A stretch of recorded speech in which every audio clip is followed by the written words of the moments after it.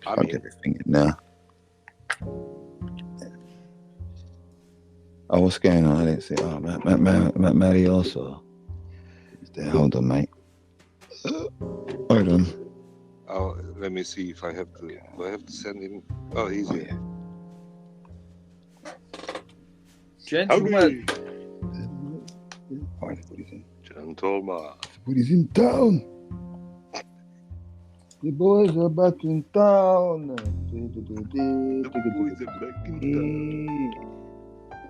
The boys are back in town. I was saying to Marius. I don't know what we've got there. I was looking to explore Marius's approach with this podcast, just to listen to used to take it. All right. Hello, gentlemen. What's going on? That voice. What's going on? What's going on? You hear that? How we're doing? Nothing but love and light to you both. I hope you're both well. Yeah, I am. Yeah, just a little bit noddy. Come running in here now, and I'm like, "What? I haven't even got me brew. I haven't even got a brew set up yet. Nothing. I just ran in. I was like, I'm late. I only like when you're late for work, and you get up, and it's like the alarm's gone off, and you've seen it, and you're looking at the time, and the time is literally late. You're supposed to be at work, and you're just looking at your clock in your bed. Yeah, and it's just late. It's just late. It's just there's nothing you can do. It's late. It's quite funny though. Just before you rang or joined us to let us know that we're getting ready to go on air, Marius and I were on a call, and we said, "I'll tell you what we'll do. We'll tap into the quantum field and we'll give them a shout, right?" And we both did that for about 30 seconds. We went, "That to do," and about 30 or 40 seconds after that, we got the notification that it started the room. Seriously, we're not kidding. No, I'm laughing because what's it? One of our lives, somebody said, "Are you free practicing your telepathy?" Like this, and I think Karl said, "Yeah, we're practicing. We're well practicing, mate. We're well practicing." But there you go. You see, tapping into the quantum field, and voila. It works. I was talking about that, about the dogs, man. Like, what's it? Melissa's dog, Zoe. She comes over, and literally Zoe just looks at me. Don't say nothing else. Don't no barking. No, just looks at me a certain way. And with that look, I know. Oh, it's water. She wants some water. Oh, wait. She hasn't eaten. So then I put some food down for her or something like that. Yeah. It's pretty interesting. You can tell. Like with the cat as well. You can tell. Just looks at you. Like, oh, you want to go out now, do you? Why? Oh, you hungry? Oh, are you? What, you want to hang out? No, you can't hang out in the studio. No, you can't, mate. Too much fluff. You know, all that type of stuff. But gentlemen, what's going on, gentlemen? How you doing? What we on about today?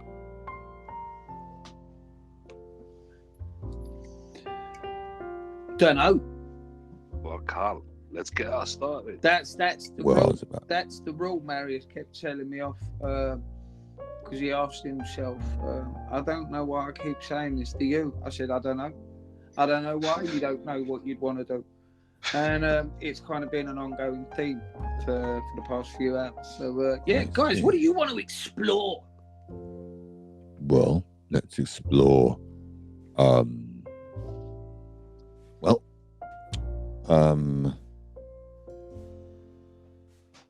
Good day, ladies and gentlemen from around the world. Welcome to another edition of the House of Lords, introductory to Love and Light, with the Right Honourable Karl and the Right Honourable Marius. Here. And the Right Honourable me, Iheanyi. Here. We are the House of Lords. Well done, Iheanyi. I was wondering if somebody was going to take the mantle and open us up, and hats off to you too, Shay Gold Star and Tick and all that. Yeah, you passed. Thank you very much. Welcome, mate. You're welcome. Telepathy again. I was thinking about the same. It's like we're gonna do the welcoming first. So you thought it, but you didn't. You left it to somebody else. That's no, interesting. he did. He thought it up, right? And then it was just bunging around. And I was like, what's that? I better just quickly do it because it's floating around right now. And I did. Well done. Well done, yeah. Thank you for that. Thank you. Yeah, I do take the initiative, yeah. And thanks for the gold star and the ticket and all that. I'll take that. Yeah, you're more than welcome. So what we're going to discuss, because we haven't had one of those conversations where we talk for 4 hours on what we're going to talk about. No, we haven't, have we?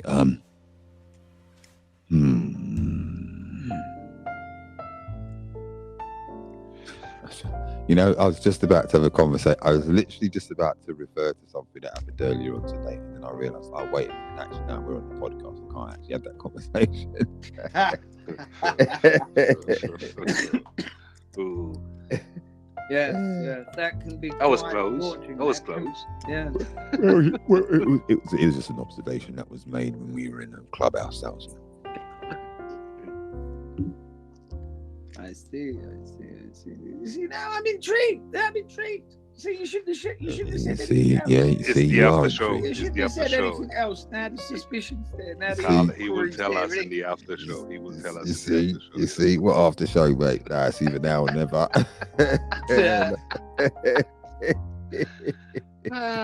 Go for it then.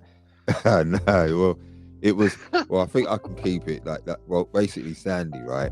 I don't know. All I like, but don't like Karl has a tendency just to let the thing out of the bag real quick. He don't even realise it. First sentence in, 2 words in, and the cat's out of the bag, but he doesn't know it, and he carries on. What I was going to say, so I was just trying to pre-warn everybody first of all, right? I was going to say, look, so today in the room, right? Karl was there, right, at the time, and then what's it? Sandy made a share, right?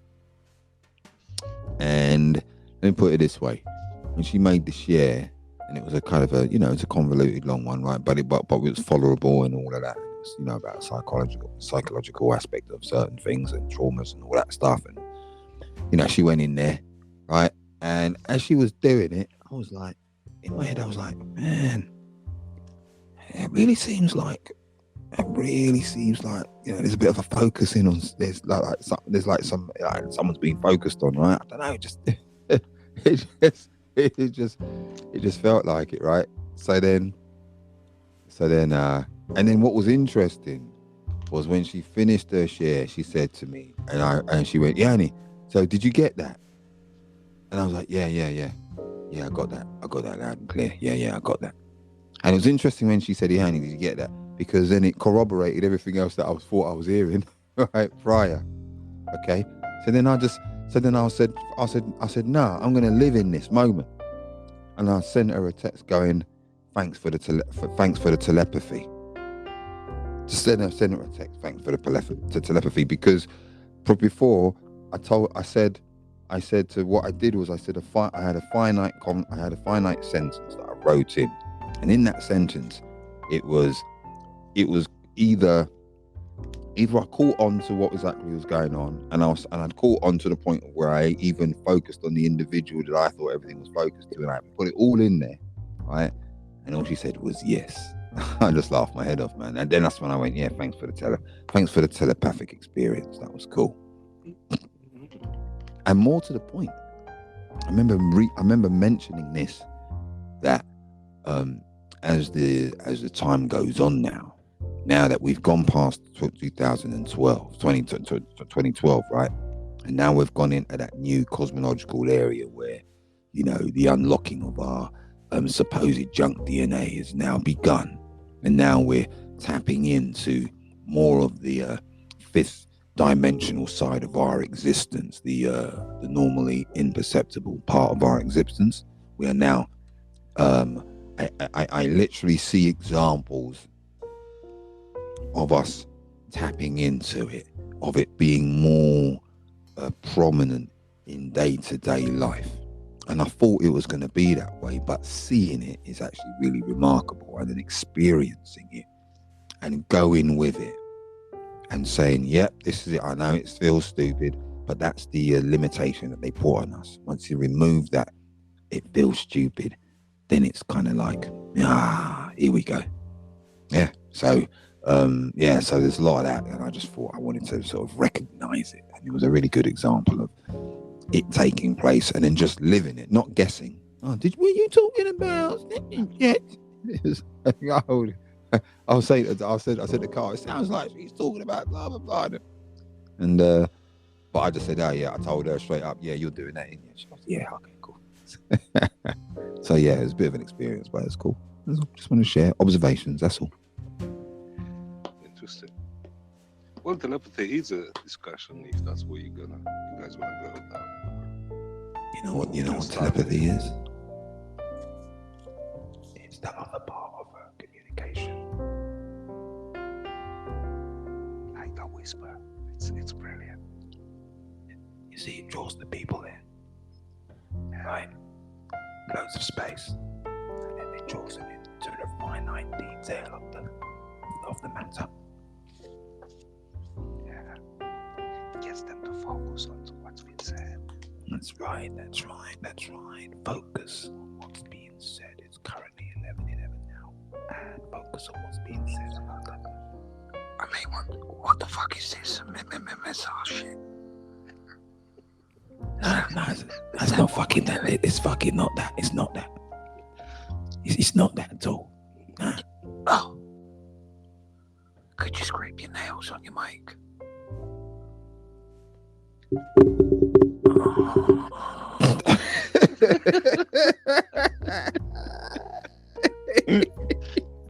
Oh, that's a good one.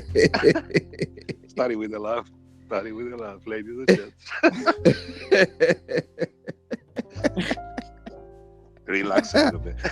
Yes, That's yes, it. we 10 are. minutes out the gate, ladies and gents, we're off. There you go, ladies and No, gentlemen. but on a serious note, what we're going to discuss. Okay, so all right, so I suppose what are people you know what? Nah. What are people Say. I'll say what are people Weird. People are weird, right? People are weird, people are strange. But what do we see as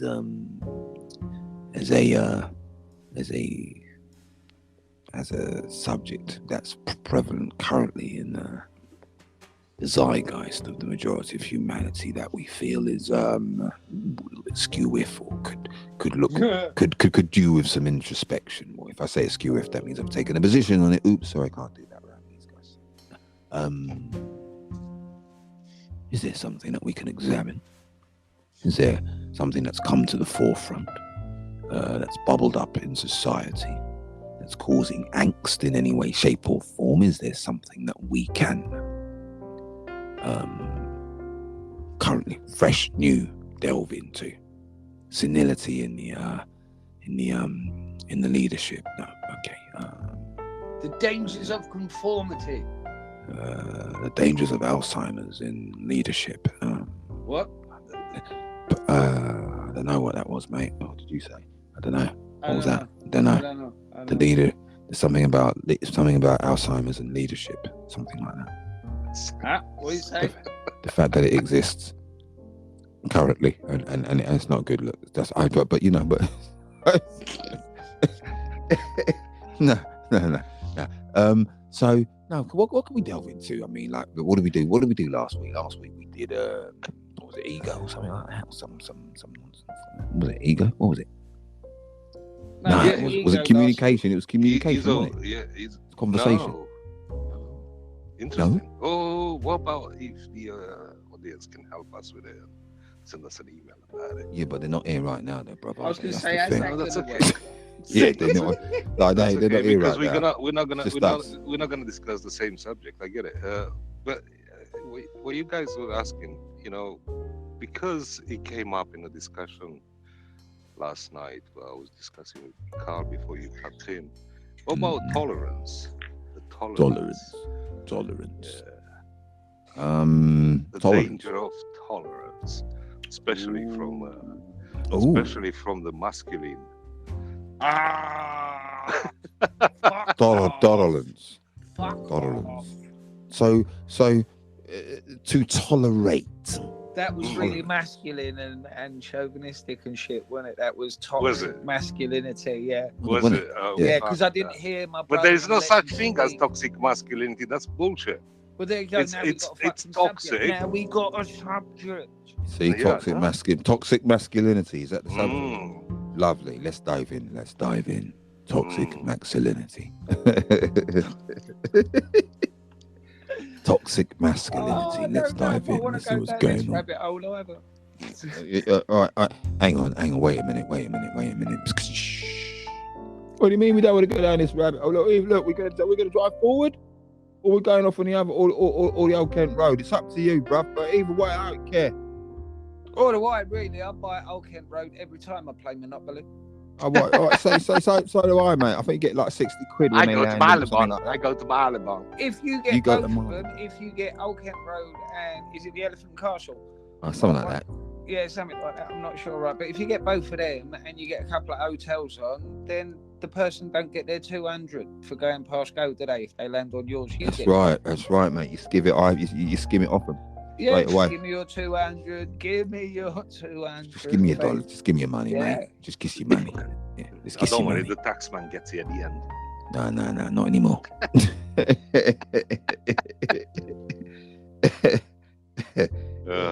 It's a new day.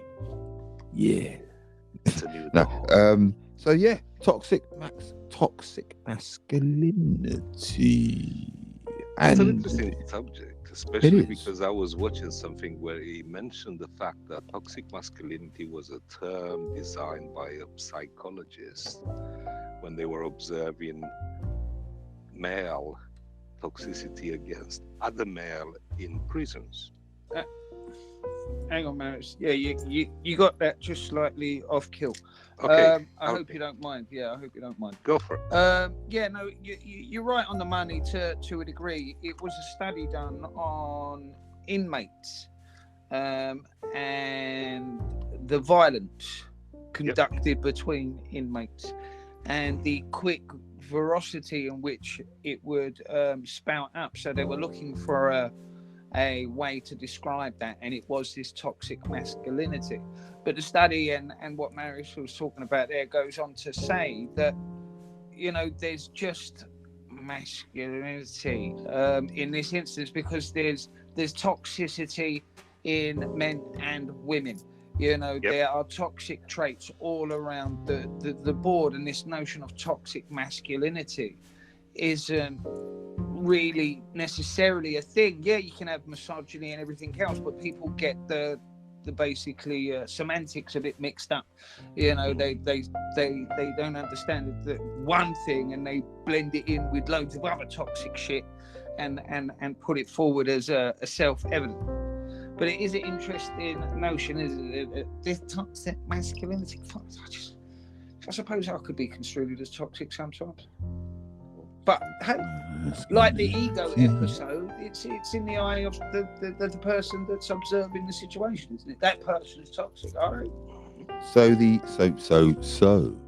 interestingly enough, it would appear then that ego conversation led to some sort of a breakthrough in understanding that when things are labeled a certain way, if that labeling occurs and is sourced from the observation, from the observatory point of view, then now we're beginning to see things in a slightly different manner. We're beginning to hear traits that supposedly are demonstrated by people, but in fact are first witnessed or referred to or are first spoken about by not the toxic individual. Something to consider, ladies and gentlemen, because if we're in that neutrality, that state of balance, then an action is just an action. To call it toxic, right, is to what? Possibly put a story behind it. Just Great curious. So let's dive in. I I'm sat here and I'm thinking about it, and I'm listening to what's being said, and I'm observing my own inner dialogue. And there's this notion of, fucking hell, where's it gone? It will come back. But this notion, you know, there's masculinity in women, there's femininity in men, and Right. vice versa, and it's this notion of, you know, recognizing, and when you hear individuals that are spouting toxicity, this, that, and the other, right? Now, I could say, yeah, toxicity, masculine toxicity exists, right? Because, you know, this has happened to me, that's happened to me, and men did it, right? And then I'm allowing myself to be the victim. I'm allowing myself to be in the position of, this person had one over me, something should be done. I'm not doing it in this instance. You know, I don't see it in that way anymore. You know, once you evolve from a certain construct, you don't go backwards. Things happen. Life fucking happens. There's good people, there's bad people, there's fucking crazy people of all colours and of all genders. There's psychos in each and every one of them. But there's also beautiful people there too. So the whole notion of this person toxic, generally it comes from somebody that didn't have the strength of character or fortitude to be able to negate the situation that was being presented. I'm not necessarily victim blaming, but accountability for one's own emotional instability to be rocked by someone else's utterance or being. What are you expecting to happen? What do you want the world to do because you want a safe space? But doesn't one have to recognize the instability within oneself in order for it to be, and thus respond to that instability? Or even accept it? You know, when you said a safe space, which is interesting, because in searching for imposing that safe space onto everyone else, it creates an unsafe space for someone else, doesn't it? Well, it's objective and subjective to each and every one of us. What one's determined safe and to what the other determined safe could be vastly different.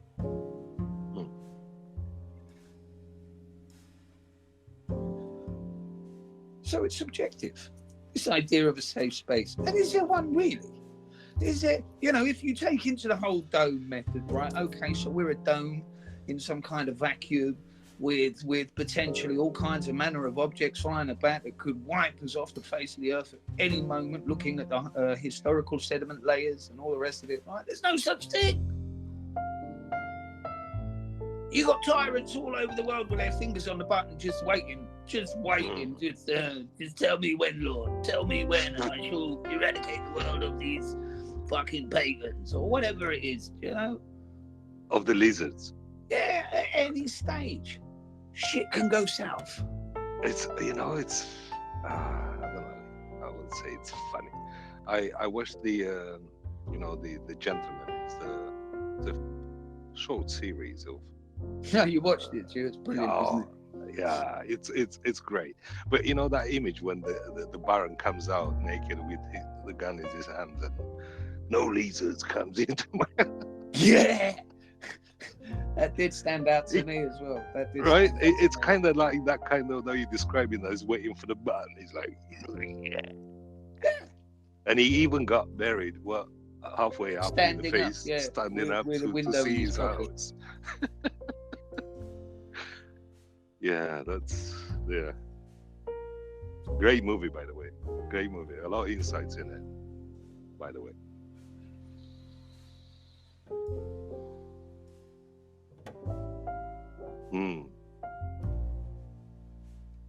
It's I don't want to be leading the charge in this conversation, gentlemen. No, it's interesting how the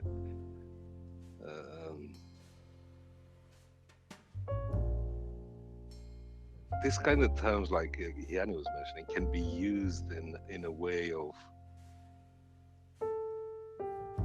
controlling, isn't it? Is it? Well, you introduce a term as a toxic masculinity and use it to manipulate others to put men down because they are toxic if they are being too masculine in their eyes. I'm just about to say a really undesirable thing. Go for it. Well, doesn't And it? it is that, you know, only the feeble-minded can be manipulated by words outside of themselves. But isn't it still designed, or isn't it still weaponized? Isn't it just another example of weaponizing language, putting a couple of words together that is prior meant whatever they meant, but then they put that together now and you use it as a tool to jab at males? You're right. You're right. You know, we've got vast swathes of the various populations around the world that feel guilty just for being them. Can you imagine that? And Feeling what's guilty, going on? feeling guilty because of you, because you're you, because somebody else has spoken.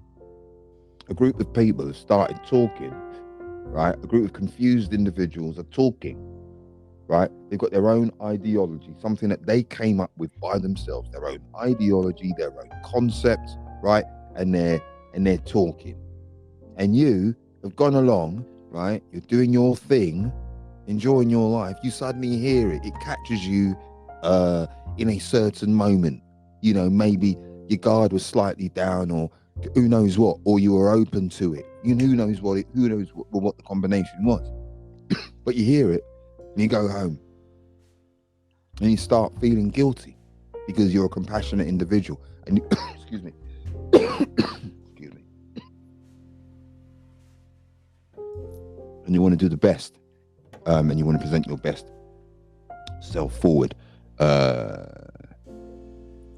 and so you consider what you heard, right? You consider it, you take it on board, and then the next thing you know, you wake up the next day, nah man, I'm not happy with who I am.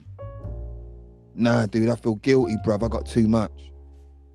Nah, it's all right mate. Nah, I feel guilty because my plonk is longer than most. I feel really bad for them other fellas, man, because they got them little ones, man. I don't know what they're doing with them, but I feel bad. Do you know what I mean? Nah, I ain't got, yeah, it's got too much. No, I don't really feel bad. I'm just making it as a weird example, but you know what I mean. but you know, nah, you know, it's like, you know, all of a sudden now you're not. That was a weird landing. But all of a sudden now you're not good enough. You were good enough before, but now you're not good enough for yourself. Right? You're not good enough for yourself.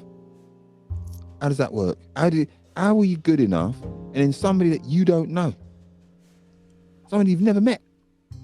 I don't even think they might not even live in your neighborhood, and they're talking about something that they can't actually prove either. And that's the thing, they can't prove it, right? They're not showing you like logs of data, just data, focused, structured data. No. It's just a notion. May right? I just tap in on it? Yes, you may. Right. I don't even care if there is a big pile of data. This is the point. The moment you're right with you, and you're solidified in that, you know, you comprehend that it's all theatre, and you are, you know, that is experiencing the show. Then that's all it is. You know, it doesn't matter. You don't have to accept it. You know, as life here on Earth is showing in various parts of the world right now, people are identifying dogs and cats and pissing in litter trays and asking for special walks at school, right? And people are accepting it. People going, okay, that's what it is. And if that's the case, then, well, you don't have to listen then, do you? Because you can identify as whatever you like. You could identify as a non-conformist, and you can't judge me for that because it's how I feel inside, right? Because that seems to be the reality that a lot of countries are weaving. But rest assured, this is the brilliance about it.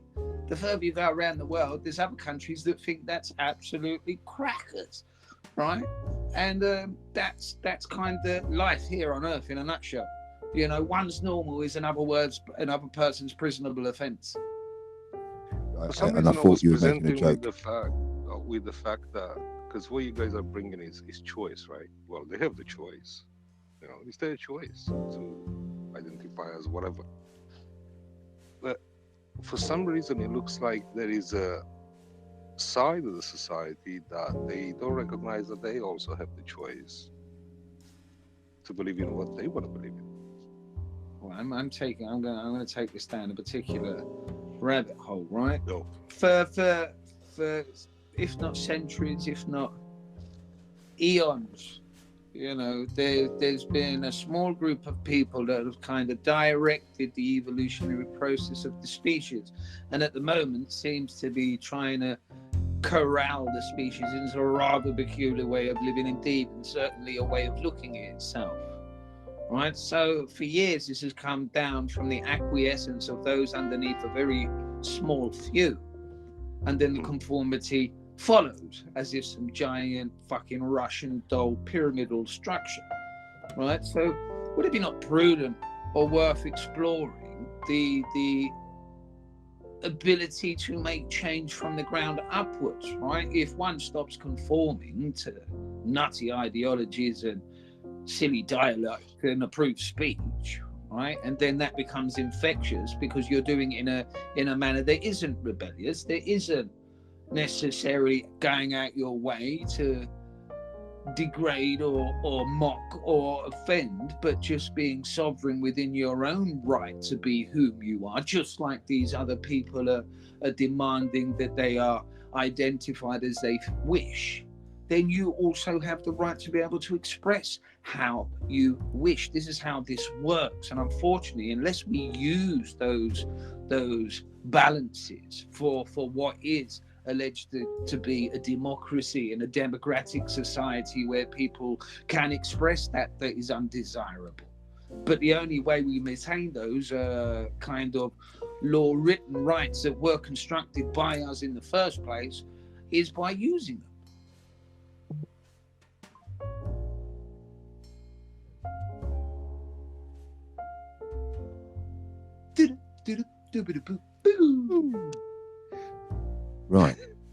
Right, nicely put, mate. Nicely put. But doesn't that, as you were saying this, it came to mind that aren't we now beginning to use the new system, the new rules? If Billy, right? If she Hang can on, Iheanyi, before you go further, whose new rules? Well, that's what I'm saying. That's what I was about to explain. All right, forgive me. Right? If Billy, who was Sharon before, but now wants to be called Billy, and then wants to identify as a pebble, right? So when you see him, the pebble, and she wants to be referred to as the pebble, not he, she, they, nothing, the pebble, right? So now, so you're like, all right, cool, all right, cool. So what do I call you then? Rock, Stone, what do I call you? Pebs? Is Pebble all right? Pebble Dash? What is it? What's that? Is it all right? Pebble? What's your last name? Dash. Pebble Dash. Right? The who? The Pebble. Right? So if that's allowed, right? Because now we're acquiescing, we're accepting that this type of decision, this type of expression is okay, is all right. It's part of society and we shouldn't be making noise about it. Okay? So if we can agree that that is something that has changed, that is something that has become apparent over recent years, it's not been like that for like 15, 20 years. If we can at least agree to that, it shows us that we've come from one point to another. And what I'm saying is that going from one point to another allowing the pebble to exist, right? Is that not us acquiescing to a new form, a new system that allows for such things to take place, that allows for such new and newly directed freedoms? Because it is a freedom to turn and say, I would like to be recognized as a brown and grey pebble, and you can refer to me as the. Well, what's the alternative? Because within your point there, and it was well put, man. Within your point, then, is if we allow the pebble to be the pebble. Well, what would be the alternative? Before you go to the alternative, Iheanyi, because I was listening to your point, which is a great point. How much is that taking us to that tolerance that I was saying earlier? Becoming more tolerant of the pebble. The pebble tries to take over, right? But the pebble can't take over because the pebble's a pebble. No, But I the said pebble it Right, and it's not tries. going to be a pebble It if tries. you identify as a pebble, right? I'm sorry Carl, to say. I said it tries. It doesn't mean it's going to succeed. It may not be successful. I'm not but the necessarily attempt is gonna arguing be with there. either of you gentlemen. I'm not arguing with you either gentlemen. I'm just putting the point forward to the world if they care to listen. You know, Yes. it's a fucking pebble now. Well, it's a human that that I'm not going to identifies put as the a pebble. pebble, right? I'm not going to put the pebble in a cozy fucking council flat, right? And pay its bills, right? Because and then It's every a grain pebble. of sand has a right to a council flat. Right? Because how are we going to distinguish the fucking pebble from the grains of sand? Do you know what I mean? This is... See, I mentioned. See, that's the reason why I use pebble, because Well, I'm gonna go there now. Fuck it, Matchbox. Right? I'm going right. I made a post a while ago, right, about a group of individuals, right, that identify as dogs, right? They like dogs, right? I identify as dogs, and they all met up in some town, and they were barking, and they had a lead on, and all sorts, right? And they identified as dogs, right? And they were demanding their rights to exist and everything else, right? And I made comments on this post. I merely made a comment on this post, right? Mm-hmm. And it said, well, if they want to identify as dogs, then let's test their commitment first, Dog food, fucking you can shit outside, then I'll come along with a bag and pick it up. You can't wipe your arse, right? How committed are you about being a dog, right? And this post didn't last very long because apparently it was offensive to those that identify as dogs, right? And then I kind of did another post highlighting the fact that my post got removed because the dogs were offended. And somebody turned around and said, it's not that they identify, this was a comment to which I did another post on, right? The comment was, it's not that they identify as dogs, it's more like furries, it's more like a kink group, right? And it kind of went on, right? And I'm not naive that these groups don't exist, right? I know these groups exist, right? But I actually turned around and said, well, that just makes it worse. So what you're talking about is that they like to go around doing each other doggy style and sniffing each other's crotch. And you want me to take that seriously? And again, today, somebody sent me a post, right? And it was somebody, you see lots of these social media posts now, my pronouns are, right? And this girl, which she's going to be really pissed off about, right? But this girl identified as an it and a them, right? But the fucking freakiest thing is that she did look like it. Do you know the clown from the first Stephen King film? She did. And it's like, it. Yeah. It. That's how she wants to be referred to. It. Look at it over there. I mean, how disrespectful is that?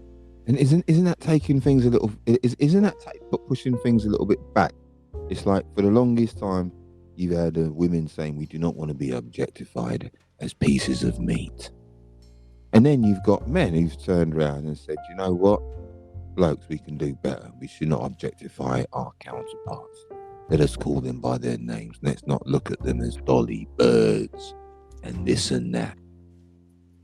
And then you think, yeah, you're doing great. And then from inside, right?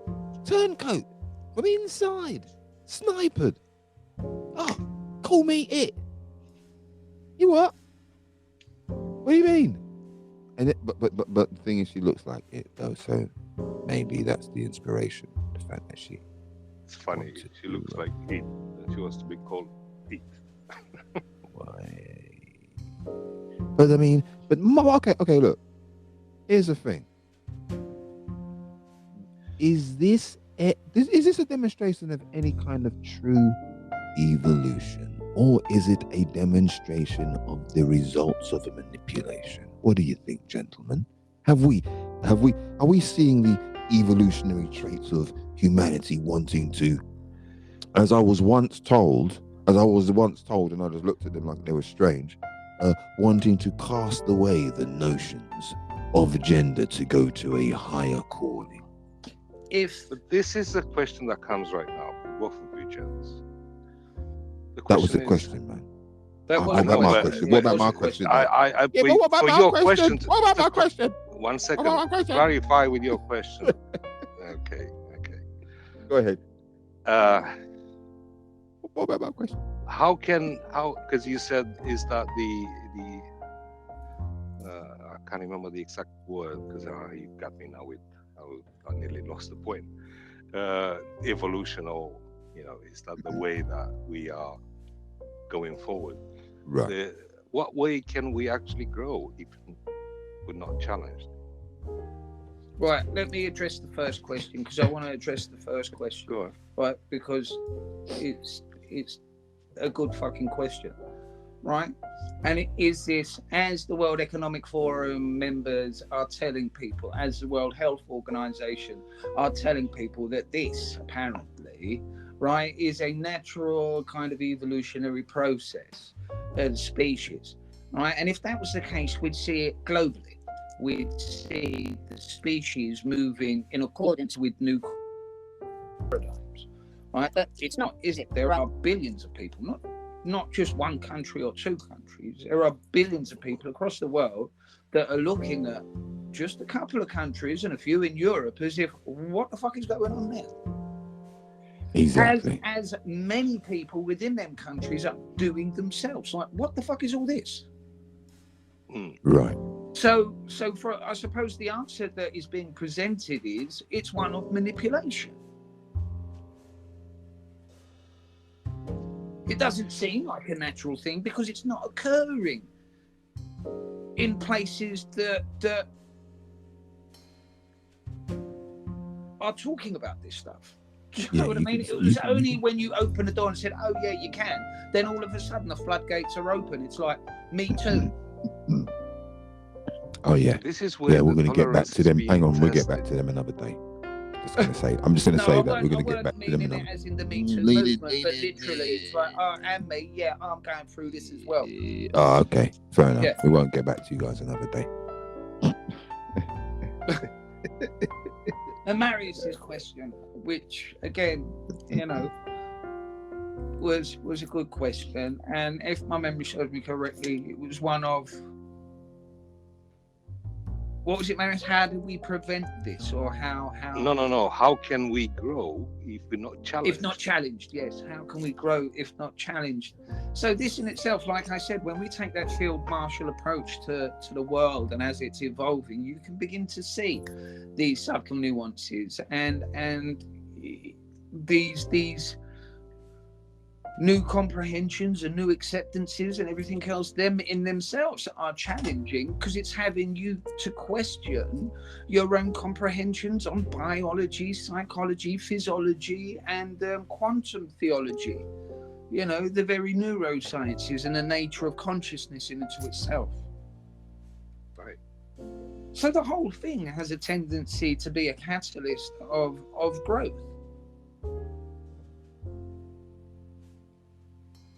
That would be my answer to both of your questions. That was great. And what I was going to add about in how this manipulation may be used in testing the tolerance of the other side. Well, when I say the other side, I mean the ones that they don't realize they have a choice. And they are tolerant with what's happening, thinking, well, it's okay, we're fine, but they don't see that it's closing in. Because when I looked at the way I grew up in communism, how they were seeing how tolerant are people with literally surviving with less just to pay the debt to the IMF, right? And they rationalized everything that you could buy in order to pay the debt. And the people just adapted to it, which is interesting to observe it. You know, people are scared in the UK, for example, if their central heating is not working, and it's hardly cold here, to be honest, at night. But it can be cold, right? But when you live in a country like Romania, and the winters can go to minus 30 degrees, especially at night, and you only get 1 hour of warm water coming through your radiator in the evening and 1 hour in the morning, and you sleep through the night dressed like you're going out just to survive.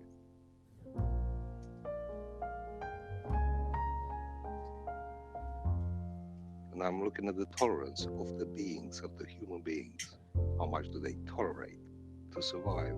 And they manage all the time. So that's why I have high hope, because I can see we quickly adapt and then we go back. But it's a challenge. That's how I see it, where you present it, Iheanyi. That's a challenge. Yes. Yeah, you make a very fine point. It is a challenge. I'm sorry. Was somebody doing something else? I don't know. No, I don't know. Like the builders in the horse house running by or It's the something. the builders, man. Whoever that was. I was putting some wood on the fire, gentlemen. I do apologize. Translated as there's 4 trees that he felled himself with nothing more than a flick knife. Yes, from my extensive fields and acres. Of nature. Yes. The purchasing of land that isn't mine to buy.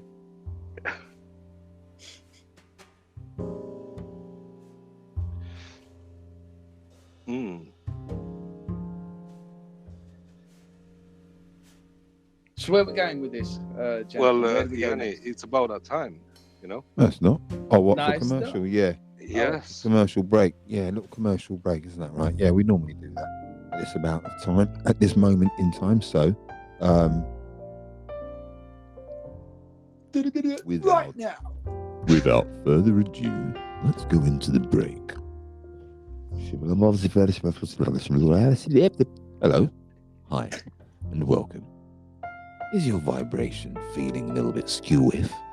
Do you feel sometimes not in harmony with your current surroundings? Is your environment causing you to question your vibrational sanity? Well, guess what? That must mean that your vibration's off. And well, guess what you can do? I've got a mate. She's really cool. Her name's Vanessa.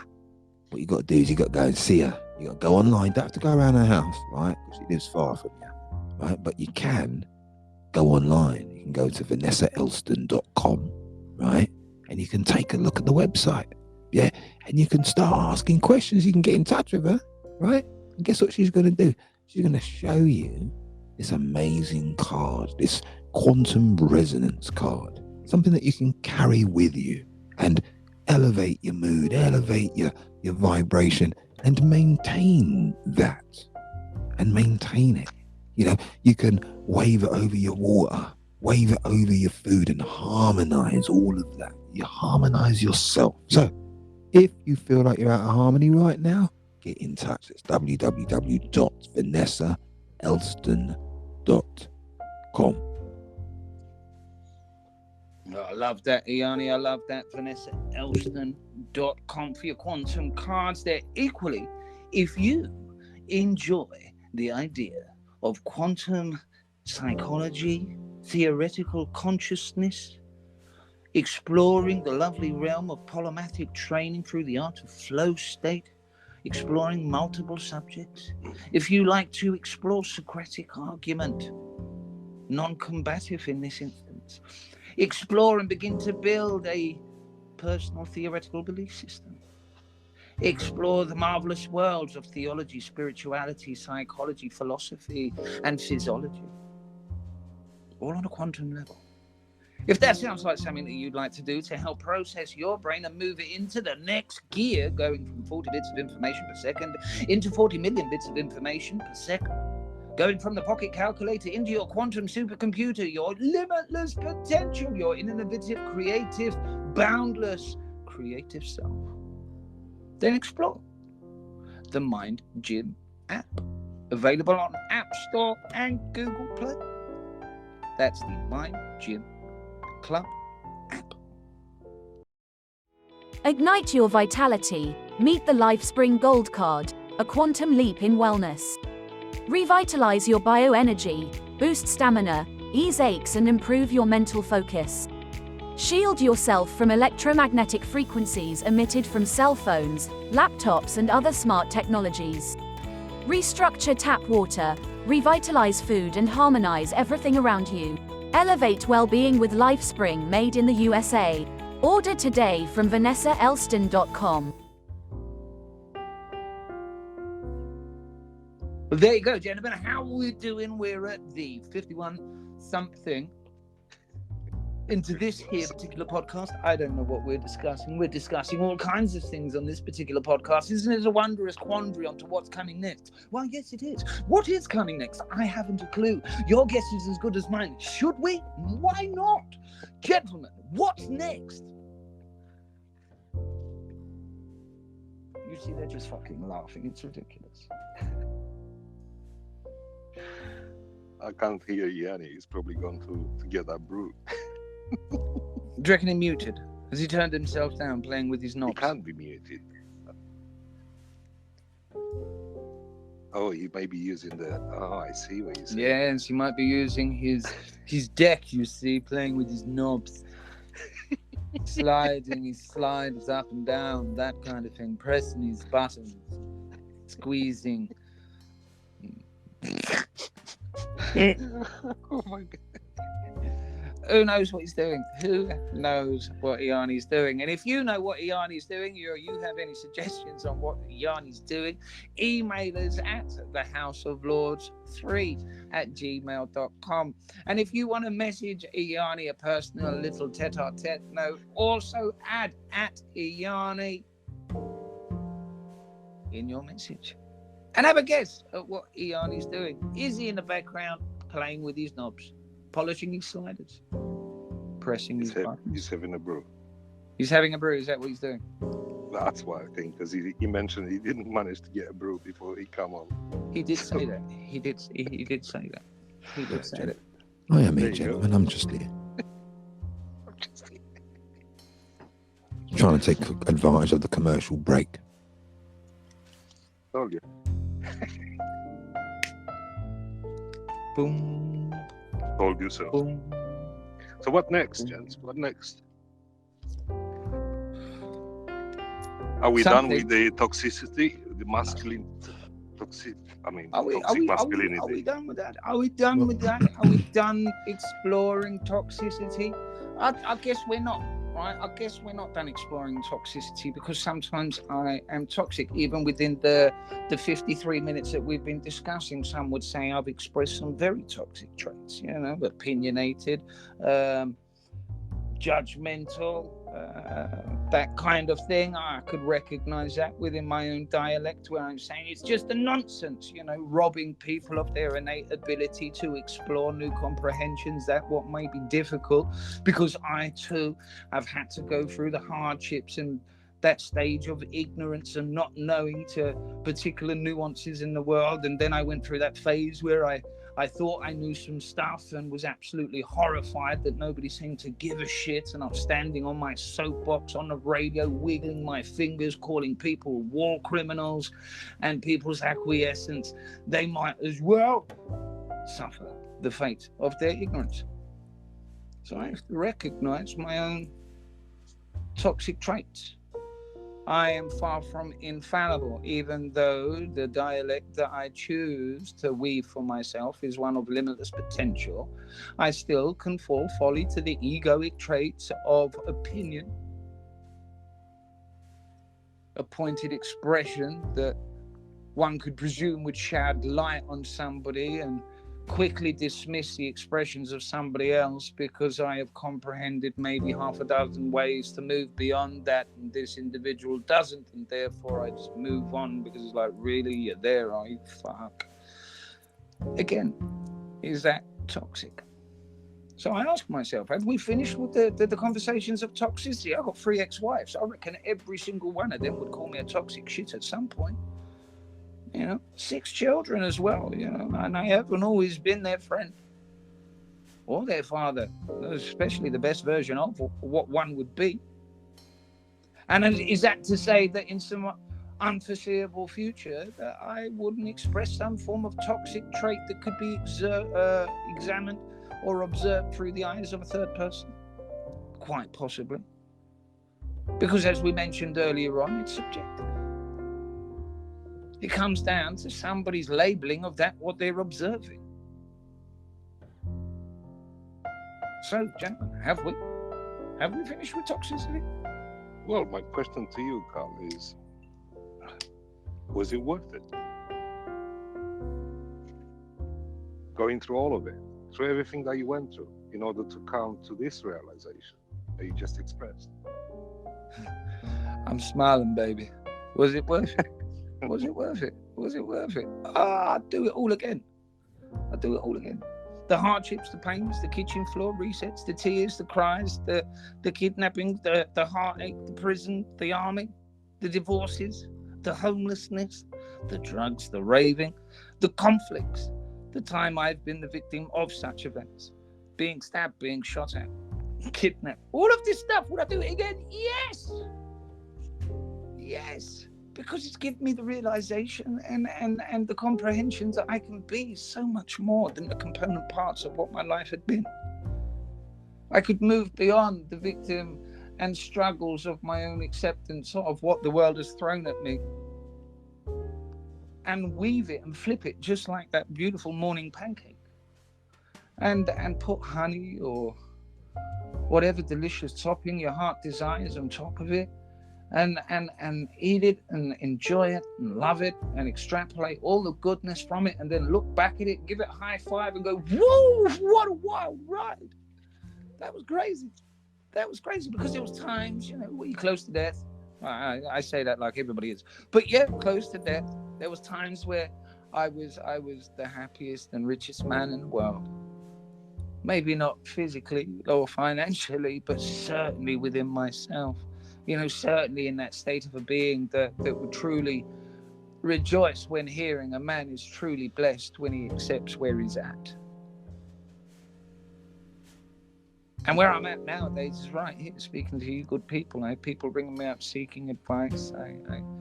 I turn all of those life's roller coaster rides into experiential strings for my etherical bow and use to, as if like a tracer, tying a bandage to the end and shooting a flaming arrow into the dark to illuminate what could be treacherous waters through my own experiences. It's like being the bold adventurer going through life. Even the shining knight sometimes loses folly of his characters and finds himself questioning the merit of his deeds. And like some of you have heard me say, quoting, what's his name? It's an actor. What's his name? A name. Anthony Hopkins. There you go. Thank you very much. Anthony Hopkins. Anthony Hopkins. Yes. Where I mentioned before, it's like, about the notion of regret. Are there some things that I look back and go, maybe I shouldn't have done that. That was off. That was out of order. That was harsh. That was absolutely disgusting. That was criminal. And there've been many a times where my actions were fucking criminal. And but then does that write me off as such? You know, the deeds, the good deeds, and the aspects where I have been opposing the tyrant, where I myself have been the knight in shining armor to somebody's praise. You know, I'm neither one nor the other within this moment, but amalgamation and accumulation for all of the wisdom and knowledge and the suffering that can be extrapolated through an arduous life. Do I feel suffered or wronged in any way because of all of that? Not at all. Blessed. On the contrary, blessed to be shown the strength of character. When I was at my lowest, and there's been a few times, rock bottom, kitchen floor resets, snot bubbles, suicide, all of that kind of nut stuff. And here you are, still going, still raving, still looking at the bright side, still seeing the silver lining, and still being very much aware and being tentative about one's expressions and the either expansive or regressive nature of them. I'm not going to thrust into the world the hardships that I have gone through, other than the pearls of wisdom that was merited me for going back into them to extrapolate the pearls in the first place. So would I change it? Not at all. Not at all. Not one bit.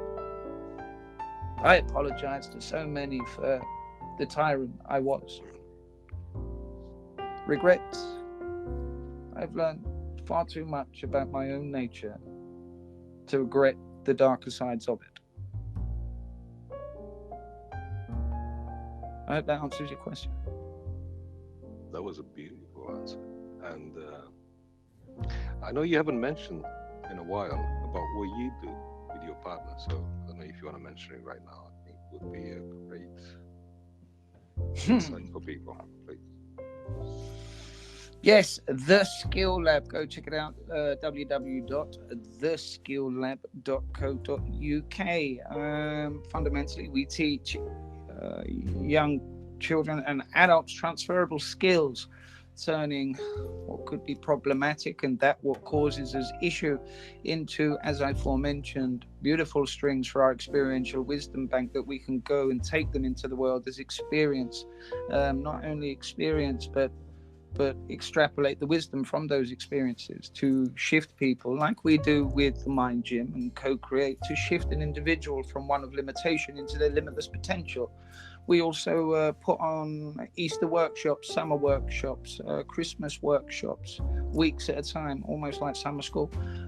We also do private workshops up and down the country for various schools on presenting, podcasting, DJing, interview techniques, and thought to verbalization skills, and the ability how to express and utilize the very voice that we are given. It's one of our most precious gifts and one of the most fabulous instruments that can evoke, it can rejoice, it can make an individual laugh, it can make an individual cry, it can make an individual feel suspense. I mean, it's a beautiful tool that we can paint theatrical stories and take people from the comfort of their armchair to another galaxy on the back of a flaming unicorn, giving Thor a high five past Jupiter and bring us safely back down on a beautiful Mediterranean beach with the sun shining, the diamond glistening on the top of the water, with the palm trees swiftly blowing, with a waiter coming to offer you a beautiful beverage. And then yet we find ourselves still sat in the armchair.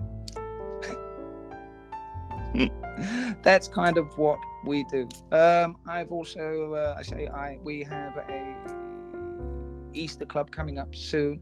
We've also got some events going on over in Sheffield with some organizations that are dealing with people involved with sports and other issues like that, teaching people thought verbalizations and interviewing techniques for when they're in front of the camera after the game.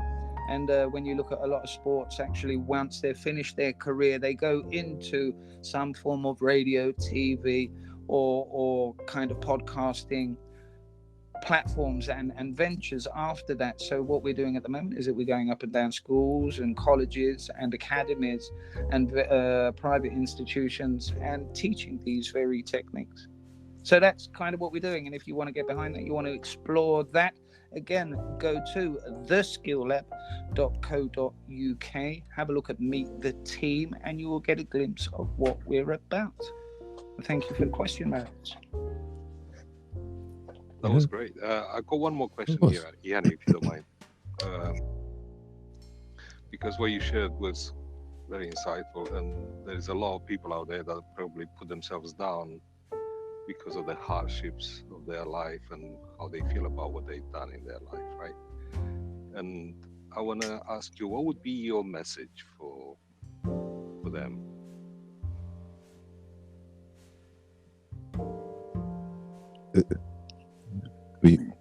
Is that Karl or me? Yeah, to Karl. To me? I sat back and relaxed. See, I was confused. I sat back and relaxed then. Yeah, I was. Okay, I was asking you forward. because. Let me sit back forward. What was the question again? Sorry, the question. You were talking to Iheanyi. Yeah. No, I was talking to you. I said, Iheanyi, I just have one more question for Karl. Oh, okay. That's exactly. Anyway, that's why I said that.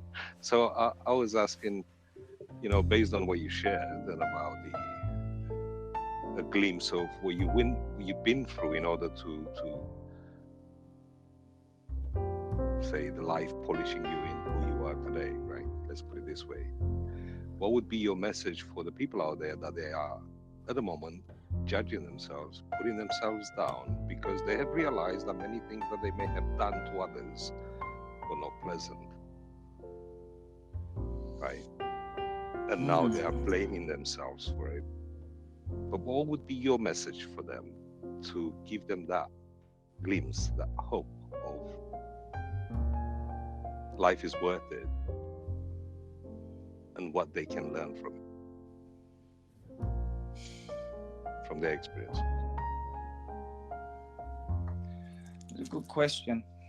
To be able to just pluck something out of the air that would be insightful or inspirational, one would certainly have to step out of the way for it to be a broad a broad expansive expression that could be heard and understood by a broader ear, should we say, as opposed to just focusing it down to an individual. One of the things I'm going to say is that in life, regardless to who you are, there'll always be somebody that doesn't like you. There'll always be somebody that will have an opinion about you. There'll always be somebody that will sing your praises and love the very bones and the very skin you're in. And at the moment you begin to develop that acceptance of people will speak, people will have their opinion. And if you truly are remorseful for your actions, in some way, you wish to make the change because you've come to that realization that you were the toxicity in the room, then it's a question of accepting all that you have been, accepting and forgiving that what you've done. Some people struggle with this notion of self-forgiveness, but we have to forgive ourselves, for we may never be forgiven by others. And they have the right not to forgive us if we truly have been the tyrant in their life. So we have to forgive ourselves. Send the energy out there that you certainly have learned the lessons of your ways. And then from that moment on, act in a way that old expression of yourself begins to be nothing more than a distant memory. And the voices of negative opinion begin to pale into insignificance to the voices that sing your praises. There was a Socratean saying once pinned on a wall in my house, and it was, if people talk ill of you, live in a manner whereas in people don't believe them. And that comes with the consistency of an improved character. That's why it's there.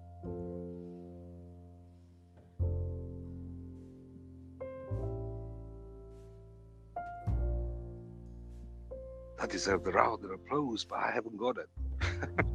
Yeah, no, exactly. I was about to say, mate.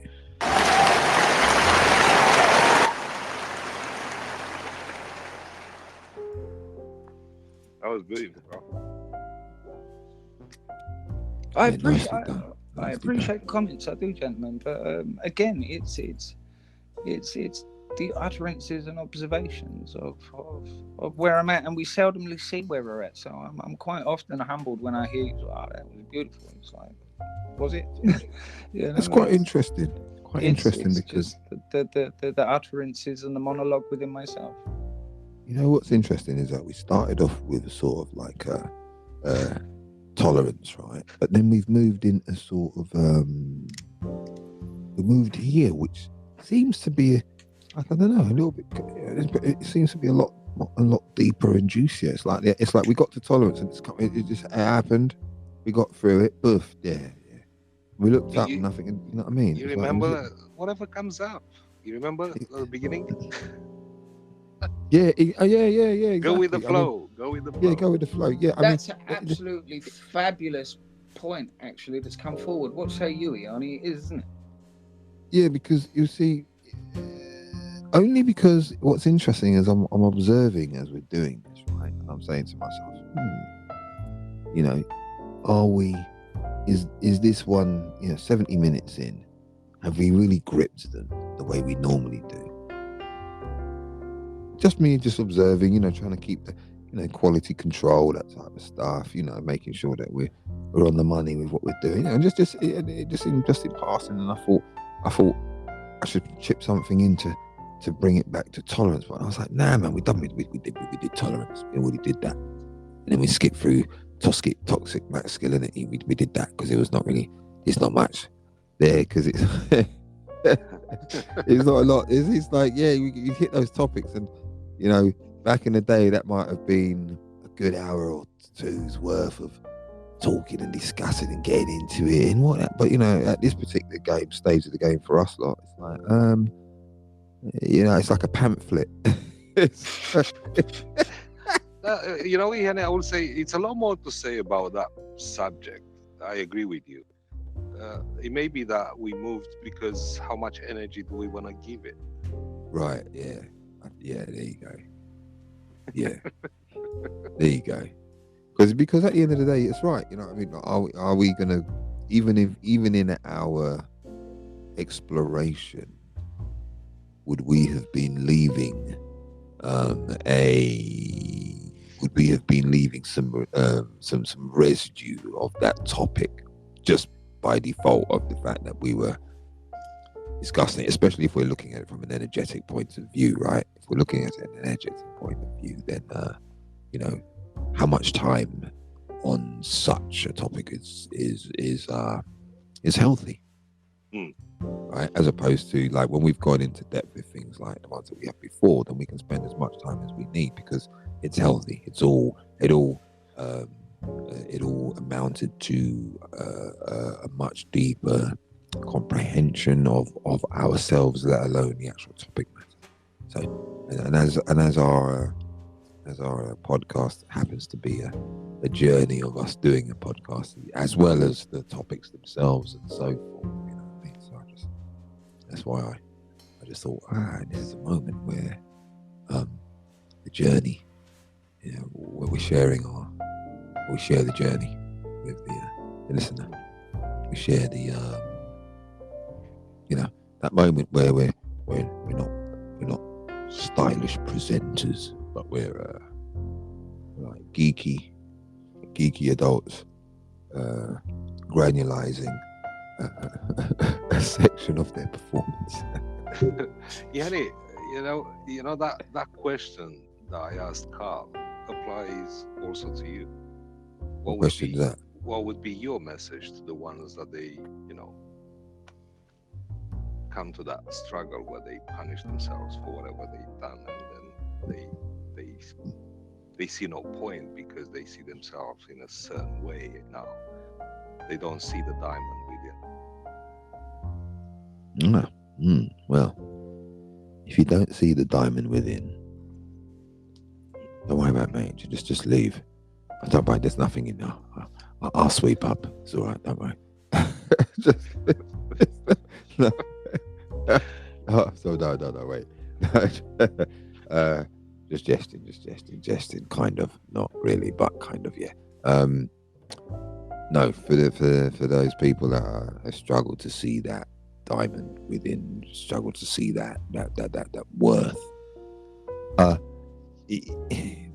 It doesn't sound like it. It doesn't feel like it in that moment, but the worth is always there. It was always there in the moment when you're at your worst, when you feel that when you've hit like our brother Karl mentioned, kitchen floor reset. When you're right there, kitchen floor reset, snot bubbles at your worst. Your diamond's still there. Your diamond's in there. It's covered in snot, but it's in there though. The actual diamond is there. It's just not at the surface. That's all. It's in there. Other mucus and other things that have formed as a result of, it not being where it needs to be, and then that can be a little bit inhibiting. So, I personally would say when you're in those moments, it doesn't feel like it at all. But if you can, even if it's for 2 seconds before you go back to fuck everything, even if it's for 2 seconds, just know as you're saying fuck everything, inside the diamond's right there. The full complete gem is literally there. Yes, all of us. Because guess what? The reason why I know it's there, and the reason why I'm 100% sure that it's there is because all the humans that I know, including myself, that have gone through stuff like that, right? And we've refound that gem. We nobody come up and said, "Oh, yeah, mate, yeah, you dropped this. Yeah, we found it like 3 weeks ago. Sorry, I know you need it. Everybody does. I'm sorry, man. That the missus, we were busy at work, just didn't get a chance to get round. But you saw my address on it. Yeah, I know your address, but again, the missus, work, we just didn't get round." So it's in there. It's always been there. That's what I would say. That deserves a round of applause, Iheanyi. Where's the applause?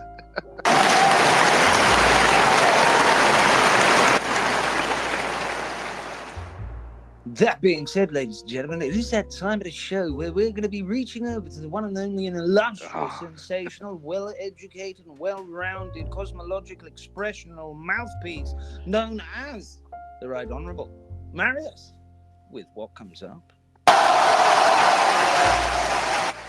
Yeah. That was a wonderful introduction. You're great at doing it, honestly. I'm learning from it. Yeah, what comes up? Thanks again. What comes up?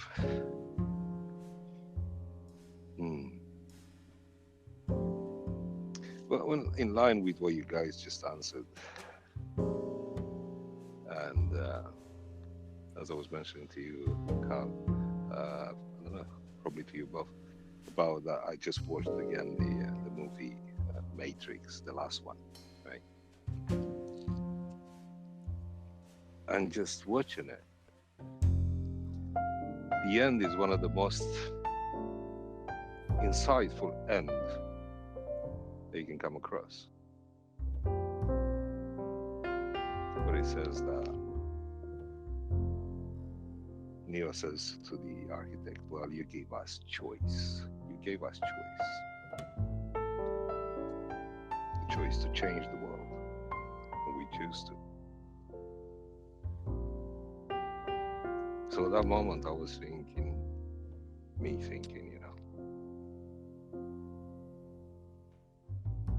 can you imagine every single one of us, alive,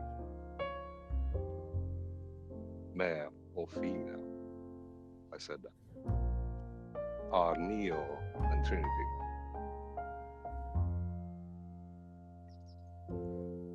They don't have to look to look for the one. Whoever is the one, the Savior is every single one of us. If that's what we're looking for, if we're looking to be saved. But the creation, it's also in every single one of us. And we have the choice to create the world that we live in. The fact that we experience what we experience it because we are creating it. Either it's a conscious or unconscious behavior, it's still part of the creation.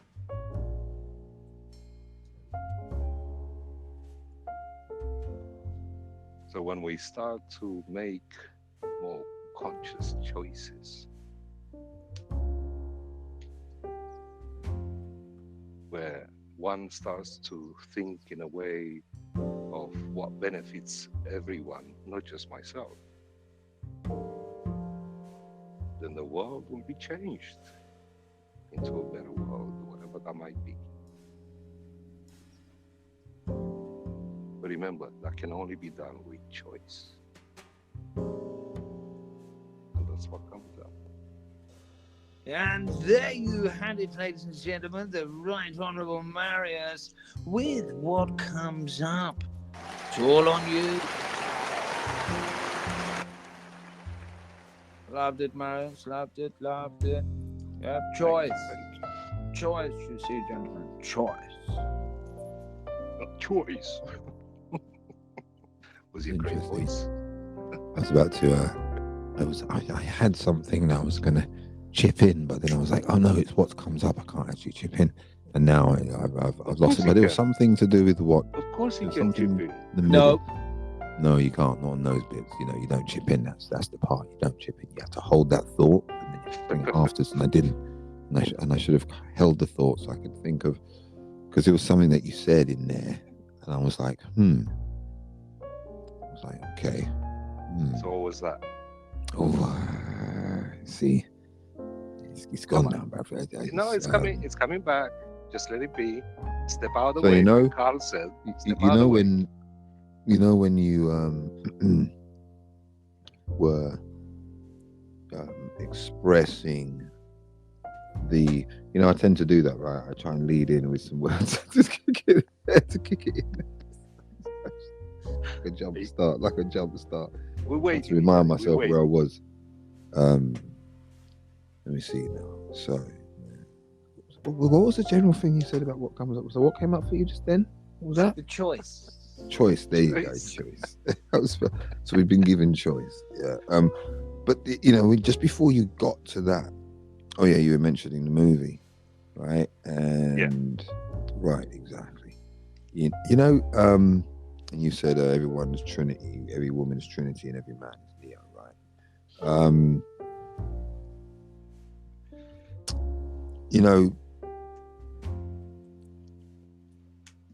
Are they? Okay, before you go any further, what was the biggest power? What created the biggest power? Love. Exactly. Man and a woman touching themselves, socializing, created the power of change. Touching each other, not themselves.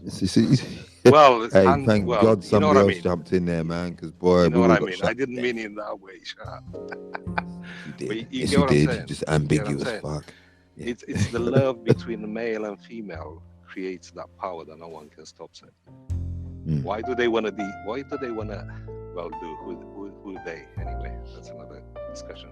But why to distract the family structure? Why to to stop the most powerful parts of the human experience from existing? So you're bringing us back into real world now? Yeah. Right. Okay. To stop the most powerful parts of the human experience from flourishing, love, and all of the thing that it conquers, because love conquers all, right? So if you can break up that which will lead to love, you never have the conqueror. And for those who conquer, their biggest fear is to be conquered. And if love can conquer even those, that means without firing a missile, without shooting a bullet, without flinging an arrow or a rock. Yeah. Do you know what? It's a little bit embarrassing, isn't it, when you really think about it? The Well, one thing that I can add to that is also the architect said something that it's quite insightful in that movie, and he says, "Well, the shepherd will always, like my creation, follow me pretty much." So that's the part where I was like, so the architect will always have his impact or her impact, whatever we want to give to the architect, he or she. But the architect will always have a part in this creation and in this humanity. It's the catalyst. It's the catalyst. Yeah, right. And then, and what's interesting is, if you remember the second one where he meets the architect for the first time, the guy with the white hair and the white beard sitting there. And I made a track with what he was saying, and it was interesting how everything was working. It gave you the sense of how everything is all at the same time. When something is the side of it, then there's also it's also irrelevant, just as irrelevant, all at the same time. And it was something that he mentioned to Neo, for Neo to grasp. It's a beautiful experience, life itself. Right, it is. It is indeed. When you start to observe it. It is. It's beautiful.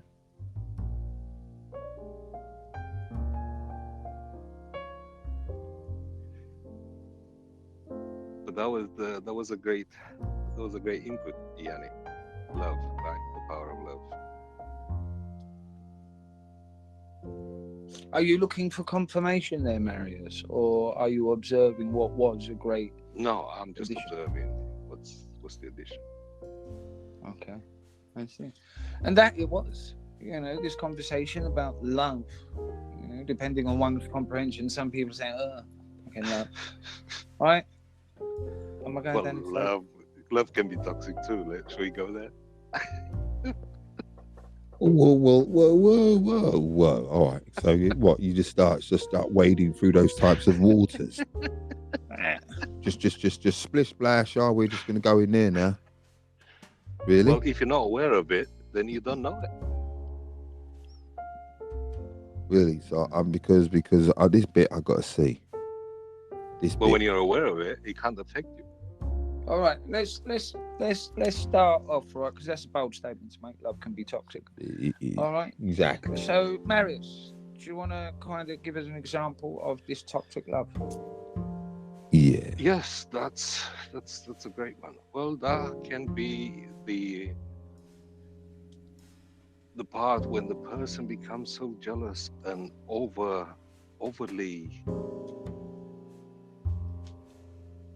loving towards someone in a way that it starts to control the other person. But like we have been discussing earlier, or in previous conversations too, when that change happens, when that behavioral change happens, and now a different trait is demonstrated through that behavioral change, are you looking at love? Or are you looking at something else that they have disguised as the in parentheses, this is the negative side of love. If love conquers all, then how is it negative? I know it's relative if you're on the other side of the conquering. Right? I get that. Yeah, right. That's true. I'm just trying to be as bold. And maybe that they miss love, so they're looking for love. That's another. See, yeah, we can more associate those that are in that sort of folly have a lack of it, right? have a lack of love within them. Right. Right. So what? So ours love just like all dangerous. Like where does that bit come in? Because I'm curious about that, because love itself, I can't see yet. Excuse me. I can't see yet where the danger lies in love, genuine love. I can see where danger lies in jealousy. I can see where if jealousy is apparent, right? I can see how injuries can take place when jealousy is around. And when jealousy is around, love doesn't exist whilst jealousy is sitting there. Jealousy might come out, and when jealousy's come out, love's not sitting there. Love's like, nah, bollocks to that, mate, I'm going in. It's just, it's moved from love into that point, to the extreme. Well, has it moved from it? Or as love just go, no, I'm taking a bow. I'm taking a back seat here. You have to look at the interpretation of the person, what person understands love is. So now let's question this. How many people love themselves in order to understand what love is? Because that's where you may have a great point, that love cannot be toxic. But for that, people have to understand what love is. Right. See, so now we're getting to the crux of the matter. Do we recognize what it is? Because you see, you know, this whole love hurts and all that stuff. I remember there was a tune called Love Hurts. No, it does it. Does it? What kind of love you getting, bruv, where it's hurting you? Yeah, what kind of love you getting? It's hurting. Really? You talking about that weird sodomy or something? I don't know, man. What was that weird sort of physical sort of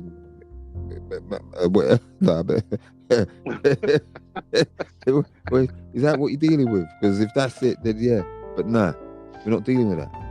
Right? The emotion. How does the emotion hurt? How does the emotion of love, the notion of love, how does that hurt? It can't, because when it's present, it's like you're on a pill. Just being honest, right? Yeah. It's just like the best thing I can do.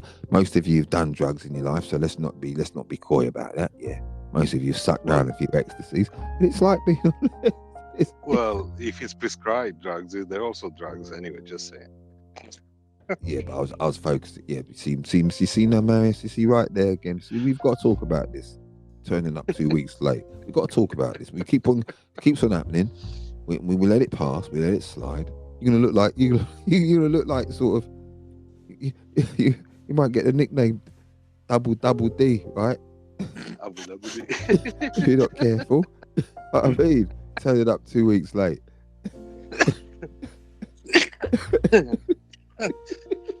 Oh my goodness. But I'm trying to get back to the point now. But yeah, you know, it's so don't you think it's so if you can't see, I'm still trying to see how that injury comes up when love's in play. See, what I think we need, it was okay. What it appears from my perspective that might need to happen is that we might need to actually, as the emotion truly changes, let's not still blame, or let's not still tag love along. Let's not bring love along for the ride when all of a sudden you're looking at somebody with green dagger eyes, jealousy. Nah, fuck you. I don't want you anywhere near my man. I don't want you nowhere near my phone. Oh, you looking at my bird? Are you? Yeah? You want to know now? You want to know? You want some?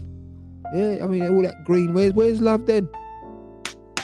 Where's love then? I'm not seeing love there. I'm just seeing anger. I'm seeing jealousy, right? I'm seeing possession. I'm not seeing love. I'm not seeing love. Oi, step away, oi. Don't you look at my girl. Well, mate, I was just saying hello. Don't you say hello. But we won't. No, don't you say hello. I tell you, you say another word, mate. Say another word. Just say one more word. But that's it. That's the word, right? What's he doing? He's fighting? See that? Look at that. See that? Love there, I told you. See, no one looks at my bird. Yeah, look at you. You're on the floor now. Yeah. Go on, get out of here. Yeah, really? Where's love in that process right there? I don't see it. It doesn't seem to sort of be present, right? It doesn't feel warm and nice. I'm smiling happily, looking at the couple, thinking, "Oh, aren't they nice? Isn't that lovely?" I'm looking at the geezer's just got a front tooth kicked out by some sort of raging, kind of jealous geezer who says he's in love with the woman, who happens to be in shock, kind of doesn't know where to put her face, and is a little bit embarrassed. Where's the love? Where's the love? See, actually, it's control designed. I mean, in a way of looking like it's love, but it's actually full control. So it's not really love, because even that don't even look like love. That don't look like love. Really, it doesn't. It don't. Come on. Look. You turn up to a spot, and some plonker has actually got his hand on your lady, right? Like, and it's some aggressive scenario. Then there's nothing to say. Boff. Are you all right, babe? Are you all right, my love? Are you all right? See, that's love. You came to the aid of your partner. You didn't dally. You were swift and concise so that then you can attend to your lady. You're right, love. Okay, so let's go. Everything cool? All right then. Off you go. Done. That's love. You defended you from a situation. But you're standing there, and a man has got every right. And if you've got a beautiful woman, an attractive woman on your arm there, that's attractive, that's your lady, right? So what? Right, and bloke's got every right to turn around and go, fucking hell, she's nice. Right? It's how that action takes place, right? Right. I used to see people looking at my wife when I was married. I see people looking at my wife, be smiling my face off, man. Smiling. Why? Because it's cool. Because they're looking at me, and I can see them, and then they look at me, and I'm not frowning. I'm smiling, saying, "Yeah, mate." It's almost like my wang's hanging out, and I'm like, "Yeah, look how big that is, bruv. Yeah, it's fucking crazy, isn't it?" Oh yeah, look at that. Oh, look at that control. Fucking, she's hot, ain't she? Yeah, I know. That's why my wang's out, mate. Only you could be, if you wish you could be here, don't you? I know. It's great, isn't it? Thanks. Cheers. It's almost like a little mental. Some of them, if you're lucky, they'll give you a little mental high five. Fuck me, mate. Yeah. I was like, well done, mate. Yeah. You did good there, man. Because I'll tell you, mate, I know you would, but I'm here now, you know.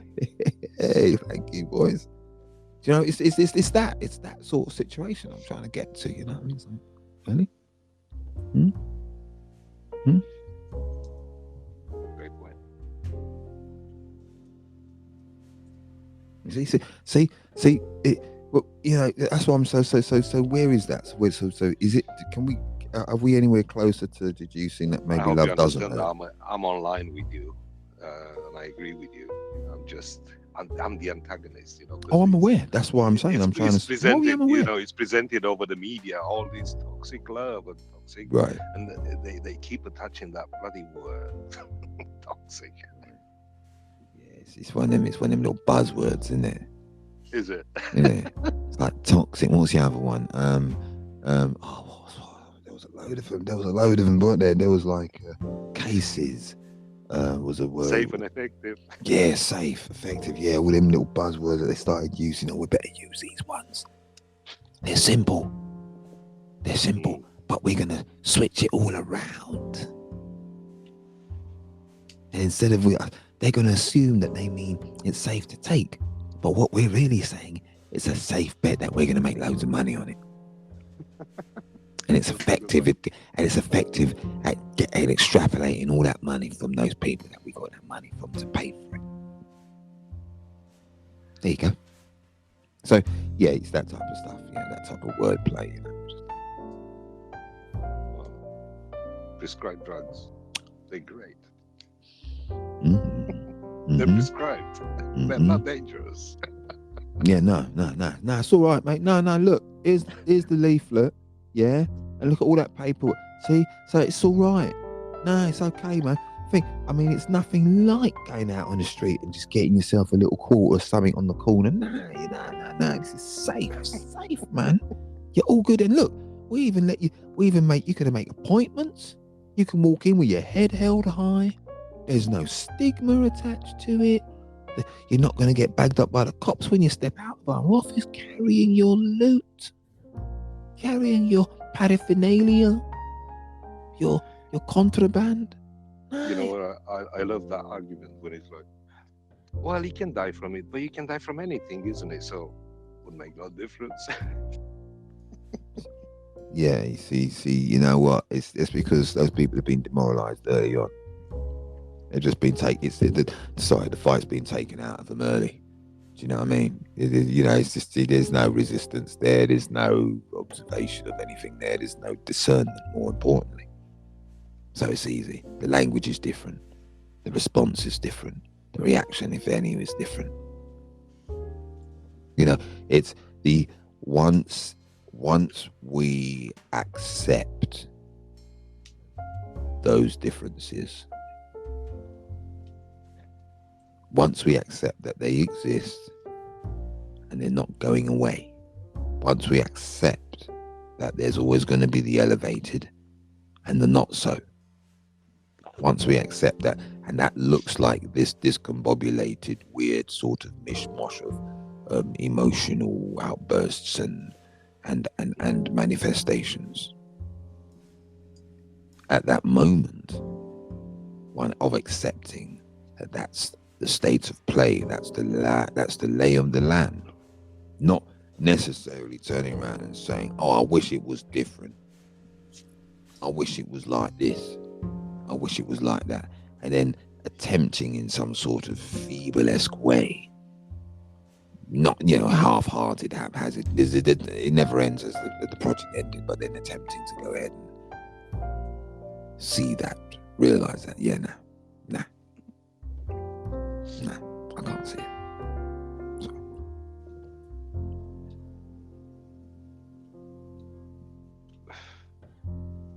Karl, you still with us? I am, yeah. I was sat in a meditative position with my eyes closed, just listening to you explore this love. And I'm still with you. It's fabulous listening to you. You're both making good points and observations of the subject itself. Anything you want to add?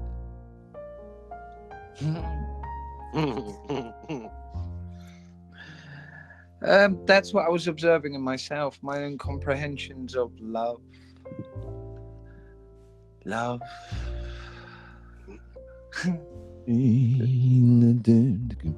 Exactly. Love is all. Yeah, it's a beautiful, beautiful song. It's a beautiful, beautiful thing. But did I always understand what love was? Do I claim to understand what love is now? I'd like to think I have a real enough experience on what love is at this stage of the game. But have I always? Oh, no, I haven't. No, not at all. For a long time, I thought love was something that developed over a period of time through shared experience. Then you find yourself acting in particular ways, and people say, "Well, if you did love, you wouldn't do that." Well, I fucking do, don't I? And you still you think you're in love, and then you carry on away because your examples of this thing, love, are jaded through other people's own immoral actions and shortcomings. And if you've lived a particular life, you can see the infallible nature of human beings and their double standards. This is what one should do, but yet they've done terrible things themselves and claim to be in this state of love. I myself am no exception. I've certainly been in that place, and I could truly understand, that love hurts. I understand that sentence. I do, but it doesn't really. But I understand the sentence because I've used it myself. Like Iheanyi and I had mentioned, that kitchen floor reset to kind of a take on a comedian. Just, why does it hurt so much? That fucking snot bubbly moment where your heart feels like it's been ripped out of your chest. But what are we truly? What We truly, well, it's all wrapped up with our own projections and our own presumptions and our own wants and misguided notions of what love should be and this, that, and the other. And I was Life- actually gonna. go on. Sorry, I was actually gonna add this bit when you said, "Why does it hurt so much?" And I was actually gonna say, "Yeah, because as you went down, she fucking kicked you in the chest, bruv." Yeah. But that's it, you know. It comes at you in nutty ways. We laugh. We can laugh and stuff like that. But you know, I've had love expressed at me with a flying cup around the back of the head. You know, I've had love expressed at me with knives going through my wardrobe. Going to put some clothes on the day after the night before and realizing that every item of clothing's got a slice through it. You know, I've seen love sell my car from underneath my nose for a ridiculous price just to spite me. I've seen love do crazy things presented through the idea of love. And then as life's gone on, you know, come to see love in a very different way. Love doesn't expect anything. Love doesn't want anything. Love just is. It's that simple. It just is. You know, to be in a state of love, there is no judgment. There is no spite. There is no projection of a desire or a need to appease one's own instability or lack within themselves. When we truly love and love ourselves, and I mean truly love ourselves, all the bits that we don't like, you know, the fucking stretch marks, the either I'm too skinny or I'm too fat, I'm not tall enough, I'm too short, I'm too tall, I'm too fucking fat, I've got a wonky nose, my eyes are this shape, I want them to be that shape, I've got one tip bigger than the other, I've got small penis, I got this, and the list goes on and on and on and on and on, right, on how people can loathe themselves. How could you truly love somebody in their wholeness if you don't love yourself in your wholeness, in your entirety? Love the fact that you're goofy, love the fact that you've got one tit bigger than the other, love the fact that you love fucking soaps, love the fact that you like getting your hair dyed purple, love the fact that you've got tattoos, love the fact that you had 3 kids, put some weight on, got a fucking what they call it, a fupa, right? And stretch marks because you went through the arduous process of giving birth to 3 fabulous children. Love that about you. Love the fact that you fucked up and love the fact that you repent through the lessons learned. Love doesn't judge, like I said. Love doesn't care. It really doesn't. It doesn't care. Love's grateful for somebody else that wants to spend time in its presence. It doesn't demand or need or want or require. It's just grateful that somebody wants to spend time with it. And that love, if that person that was spending time with it no longer wants to spend time with it and seek someone else's comfort, love facilitates that. Love encourages that. Because love seeds love. Like Iheanyi said, you know, this idea of that's my bird, that's my man. Going on social media, going through all the fucking, who's liking this picture, who's this fucking geezer called fucking Derek, right? You know, all of this shit. Why's fucking Steve sent you fucking 3 private messages, Karen, right? You know, it is what it is. Love hurts because we're hanging on to something. Love hurts because we put a projection out there that it would never do what's happening. Love hurts because one's put an assumption on that things should be a particular way. Love hurts because selfishly we're going to miss that what brings us comfort. Because it fills the void of the love we lack for ourselves. Love just loves. Nothing more. Nothing less, because love is the best Mic drop. I was going to say That deserve a most definitely Come does on. another one.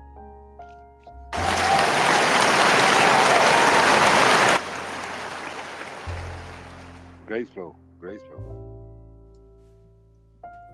It just is, isn't it? It just is. Ergo, the profundity of human expressions, and I find myself constantly being shown confirmations of the profundity of my own expressions, which is an indication of my own internalized and external comprehensions of things far greater than myself, and an indication that I'm just getting out of the fucking way. Yeah. No one's pulled up to you, pulled their windows down and said, "Oi, get out of the way, man. Could you just get out of the way?"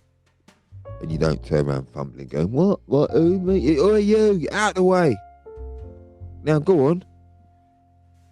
It's interesting. Pretty isn't much. Get out of the way, fuck. But you know, there was a moment when you were making a reference point, saying to those that would be like, "But love hurts because love hurts because." I thought to myself, at the end of that, maybe offering love hurts because just maybe, the individual's interpretation of love has been skewed with something else.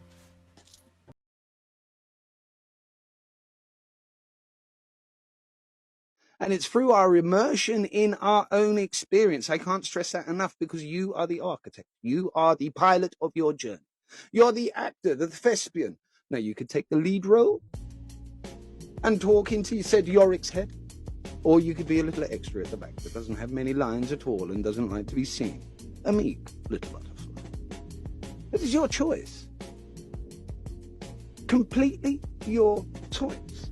Now, the insightful aspect of all of that is you now are aware, you have been made privy to, again, like you heard me say the other day, you are now illuminated into the insightfulness of your possibility, where you therefore are the architect, you are the director, you are the key star, or if you wish, the quiet little extra of your own existence. That in itself is insightful. Fascinating.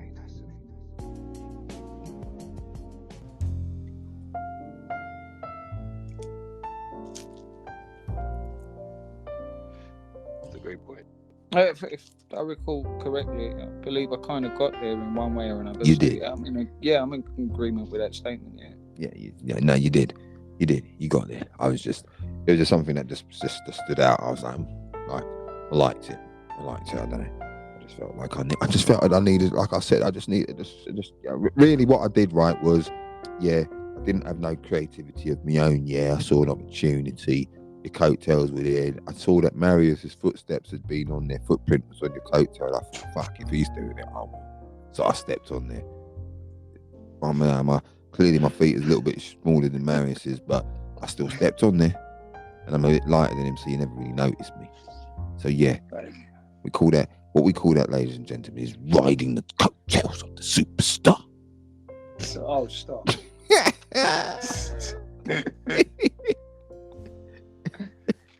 Far too kind, gentlemen. I'm blushing. Would you believe it? I'm blushing. I'm going to have to get some powder for one's face. Go ahead. As long as it's not for one's nose, then we'll be fine. Well, I don't know whatever you mean. I know you don't. Like the old days of when they used to use that back in the early days, the little snuff boxes where they'd have tobacco in it, like powdered ground tobacco, and they'd put a little a little snuff up the nose, a little tobacco. Yes, no, those snuff days are long and truly past, I'm afraid. They have, but I do remember them because when I was young, I remember some adults using snuff in that way. Well, actually, they were kind of there was some rather extreme things happening actually when I saw the stuff. Yeah. I know it's changed now, but yeah, there's some extreme intake techniques of snuff that confused me. And then when I got older, I was like, "What? That's what they were doing? Is that what they were doing? Fucking hell!"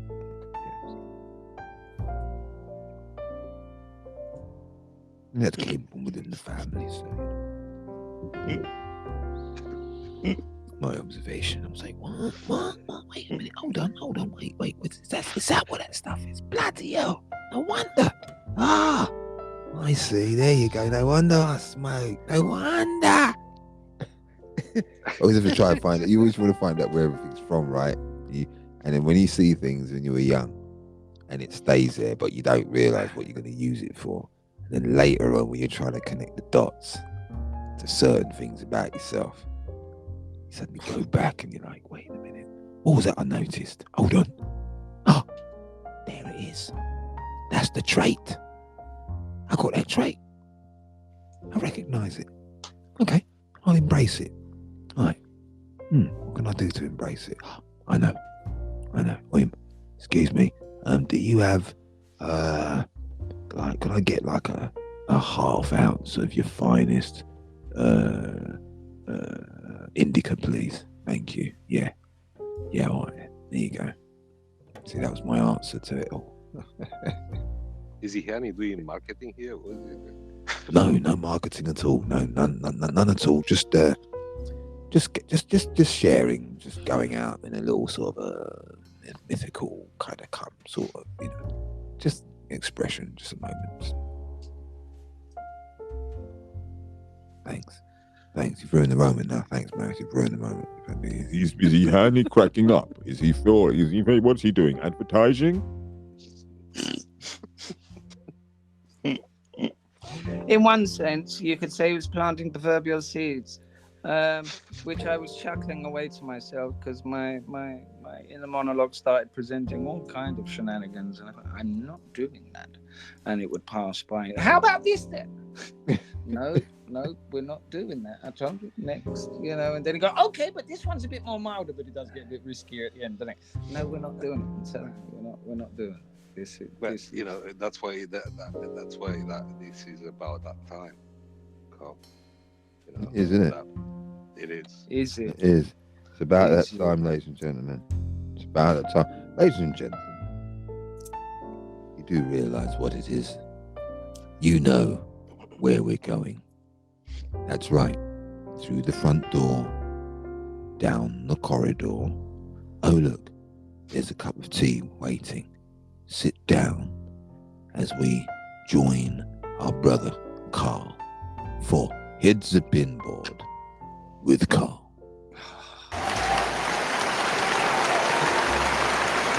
Give it to me. Give me that sweet, that funky stuff. Give it to me. Give me that wet, that funky stuff. Give it to me. Give it to me.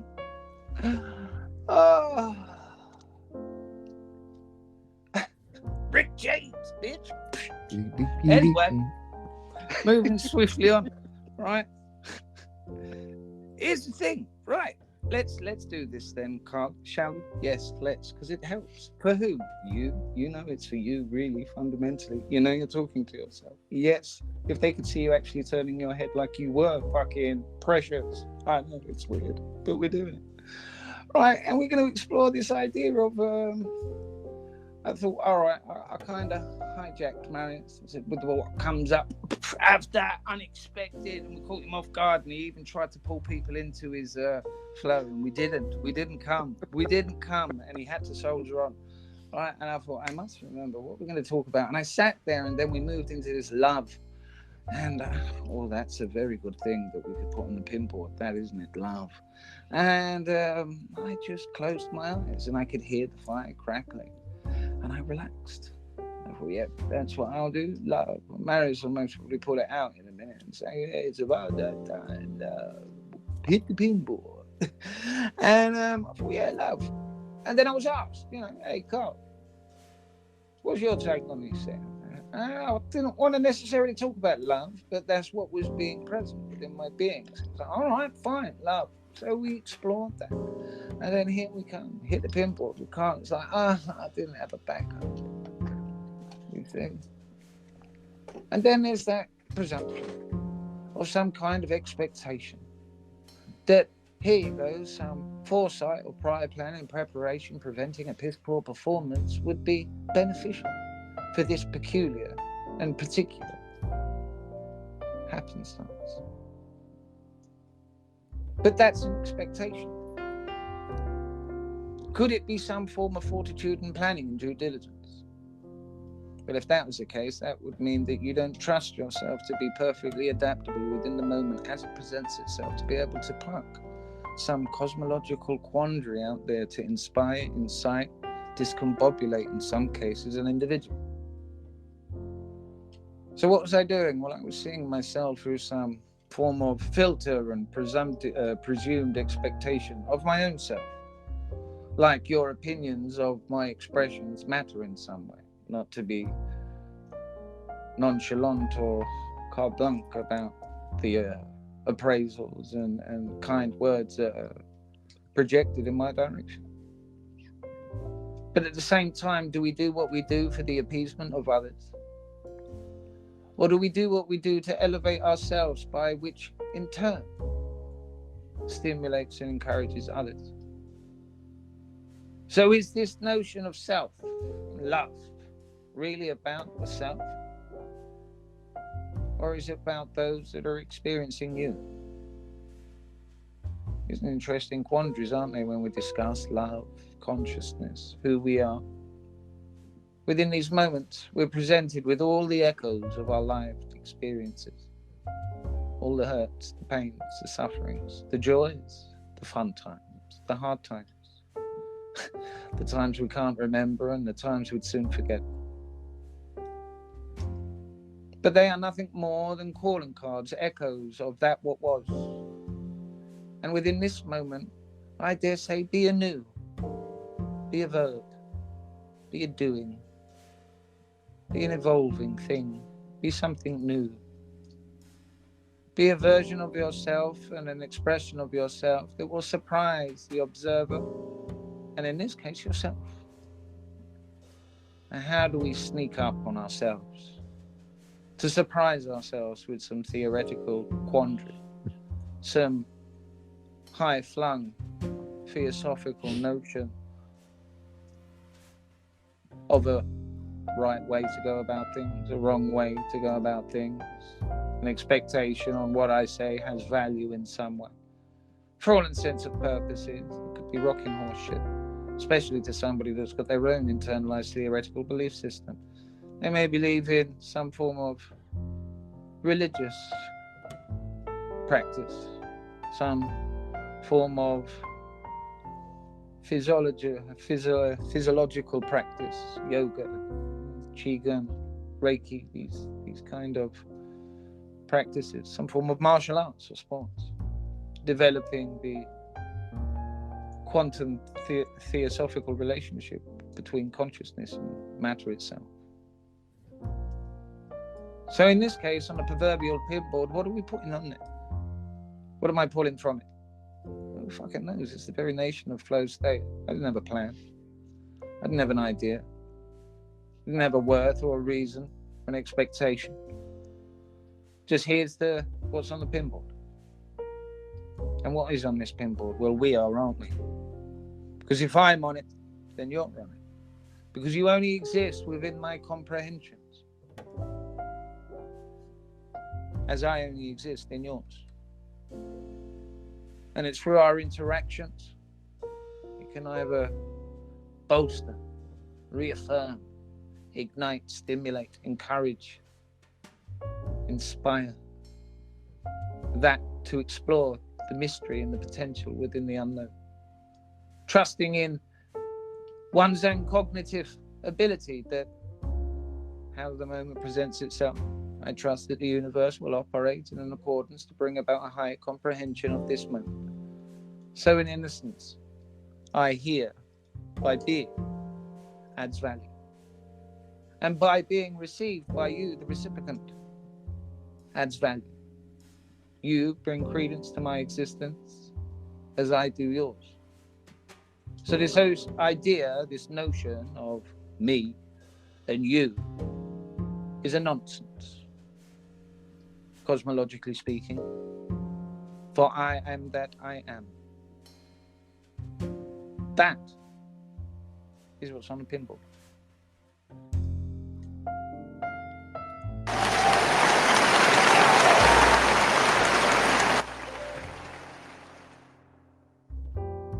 Well, I don't know what that was all about, gentlemen, but hey. That was great. That was great. I'm sure listening back to it was nothing but waffle, but hey, thank you very much, Mike. Okay, well, that's something that you have to look at, I think, Carl. I think, you know? I think. Yes. The I. That I am. The only in the... Well, I don't know about waffle, certainly ramblings. Ramblings, there you go. Well, again, you can look at it. It was a good rambling. Oh, wait a minute. Hold on. See that? You see how he does that? See how he does that? When somebody, so somebody comes out of flow state, and then Marius, he's right there, fucking teacher Marius, and he's like fucking headmaster. Am I? Yeah, corridor, like one of them corridor fucking what's it? Janitors. The corridor. You know, back in the old the prefect. Prefect. Prefect. Fucking hell, Jesus. Yeah, it's Marius. Marius, we used to call him prefect. Okay. Because Marius come in, man. He's just I the can slightest recall little many thing, man. names. You know what I mean? You got a scuff in your shoe. You got your scuff in your shoe as you go past. As you're going into the class, right? And you're on time, and you're going in class. And Marius look at you as you walk past. He casually just quickly look you up and down, and he sees it. He sees the scuff. And as you walk in, all right, sir. Marius look at you. He's like, Ngwaba. Look at that. Look closer at your shoe. As you walk through, not hello, how are you doing, mate? No, look closer at your shoe as you walk through. Now you're confused. What the fuck is he talking about? You look down, there's a scuff. You're joking, mate. And you'd hear me say that after like 10 minutes in class. Books are down. I suddenly get it. I look at my shoe. I get it. Everyone's quiet. You're joking, mate. That's what comes to mind when Marius do that. Oh dear. I'll Sorry, take it as a compliment. I'm sorry, I had to do that. I'll take it as a compliment. Thank you. It is.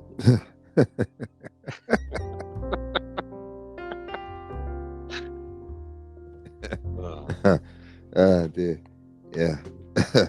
So gentlemen, so it would appear that this podcast is more about love than, isn't it, really? It's like art, it's like there was tolerance, it's now we just love. It's just like all the different facets of it, how we're supposed to do it. And you do realise some people think that love is just knocking, so they just think it's sex. They don't even realise that it's like actually something completely different. You know that, right? I'm just saying. Oh, absolutely. Yeah. And there's this funny notion between the two. Oh, we're going to do that. Yeah, we are. Why not? Are we? Yeah. Yeah, we're doing it. Yeah. Oh, yeah. This funny notion between the sexes, you know, that division. Yeah, no, wait a minute. Observations. That's all. Observation. Yeah, observations. That could lead to division. Carry on.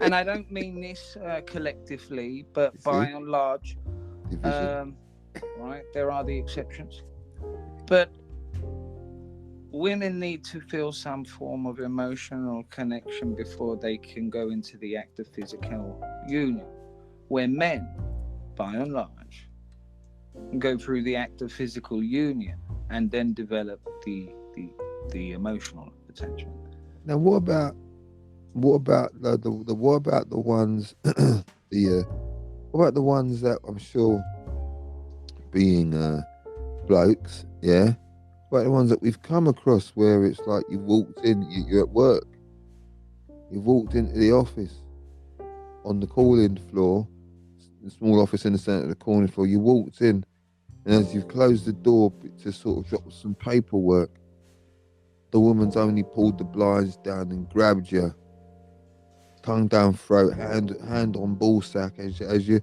in your suit, right? And you just wrap your arms around her and grab what you can, and you're in there, and it's all happening, like just right there, right now. There's no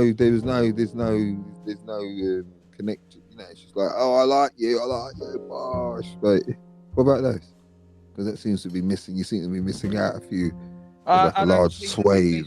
I don't seem to be missing anything at all, because I did sort of like make about the general kind of consensus of people's actions, right? But I'm not saying that the alternative doesn't exist, because again, I've lived that. I've experienced both kind of carnal, fuck all rational, and just you know, in the middle of the club, in the fire exit, or on the dance floor for all intents and fucking purposes, right? I'm not saying it doesn't happen. No. But in kind of the I don't know,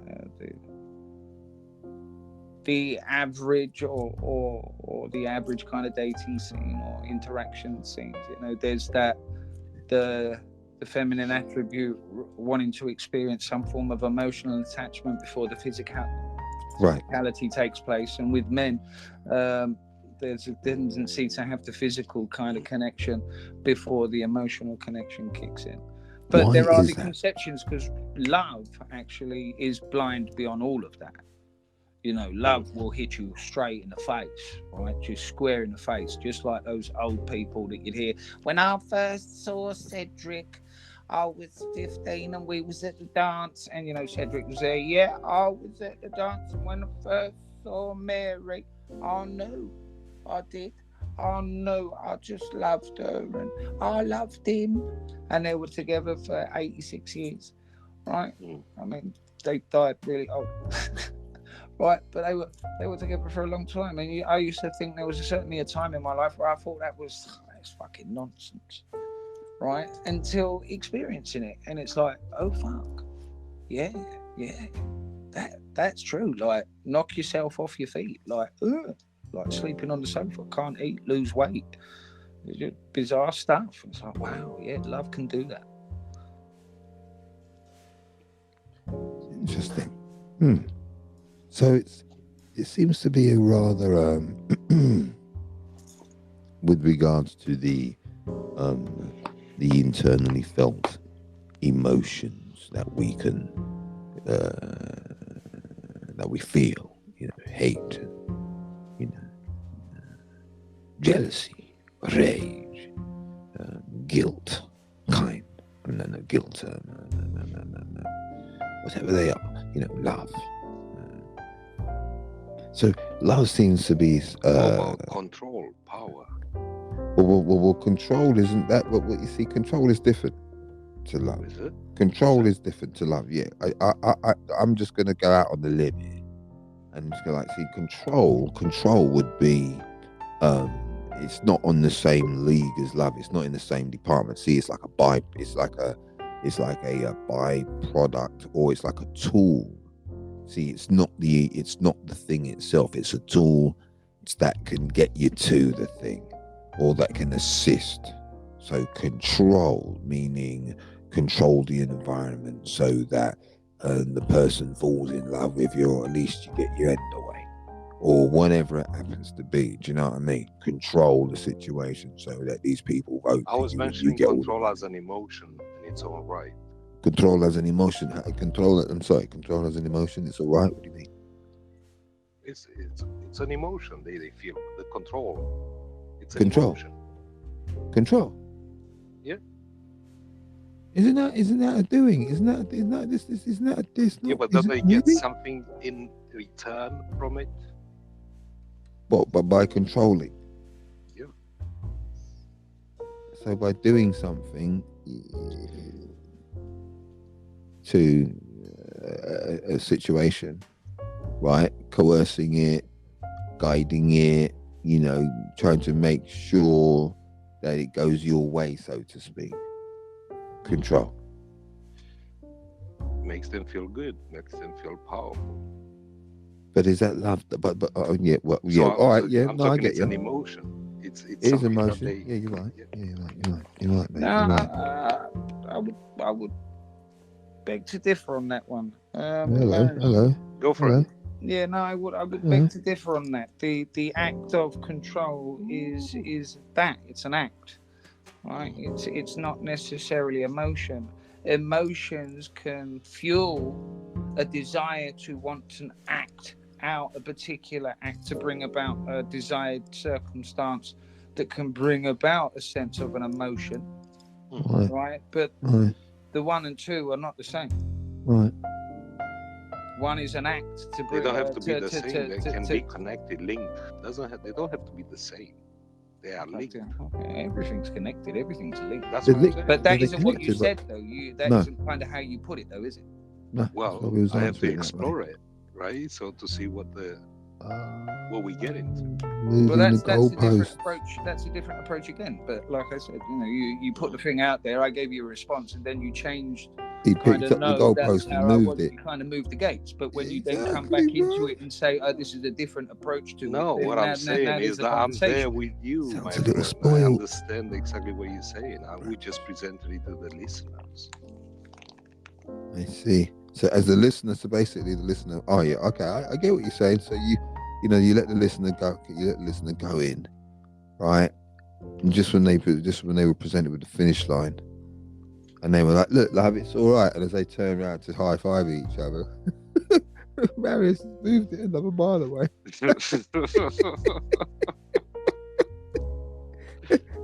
They turned round with all that gusto. They want to speed over the line, and it's not there. They don't want to they don't want to lose face like sore losers because they know that's part of the rules. So what they do, they march on now at that pace. Well, 'Cause what now I it's want like, to get. I just want to finish this. Let me say what I want to get to, right? Because I want to get to that point where to look at love from another side, let's say, where love is also the accepting that you may have to let go someone, not to hold on to it, because that means you deprive them of their love for your own good. But you don't understand what love is. Love is actually letting go. There is a If you point. love them, There is a let them point go. where you have to learn that.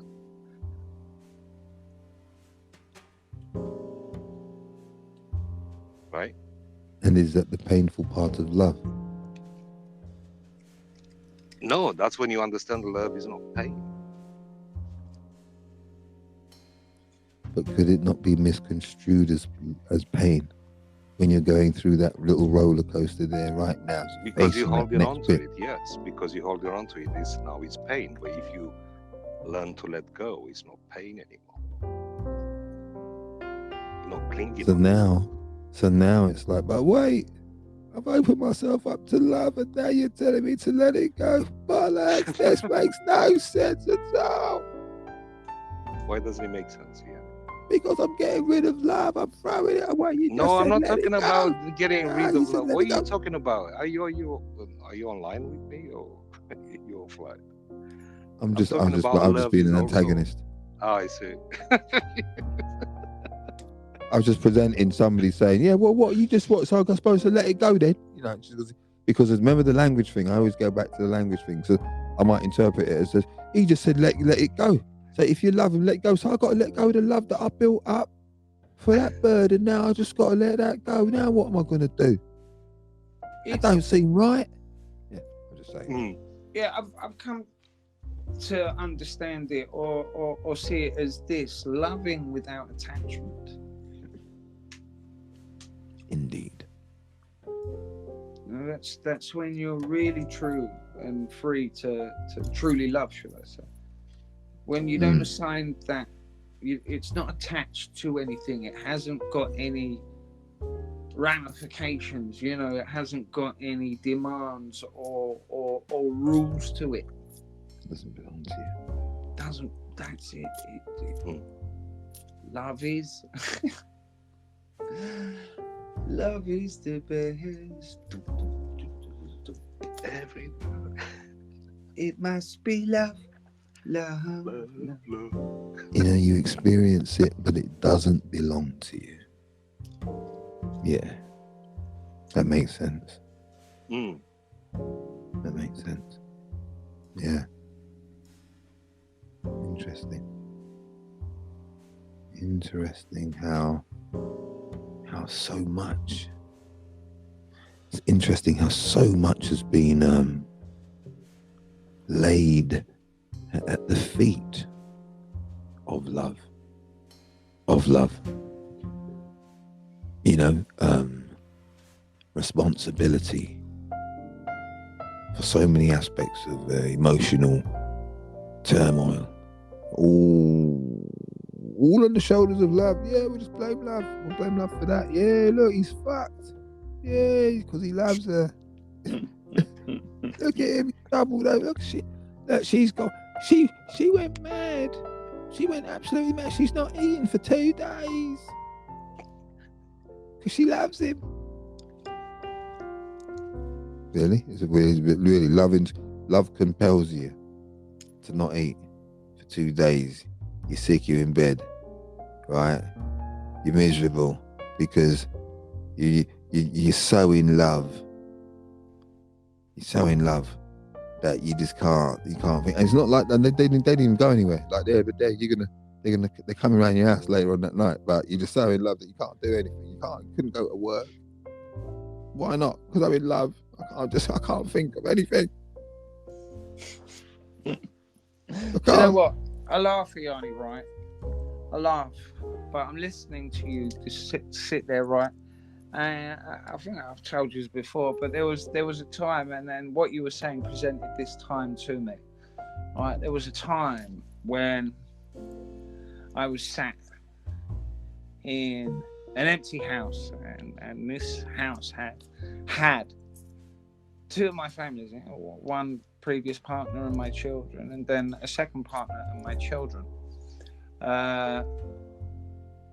And after some time, I found myself sat in this empty house in what was my daughter's bedroom,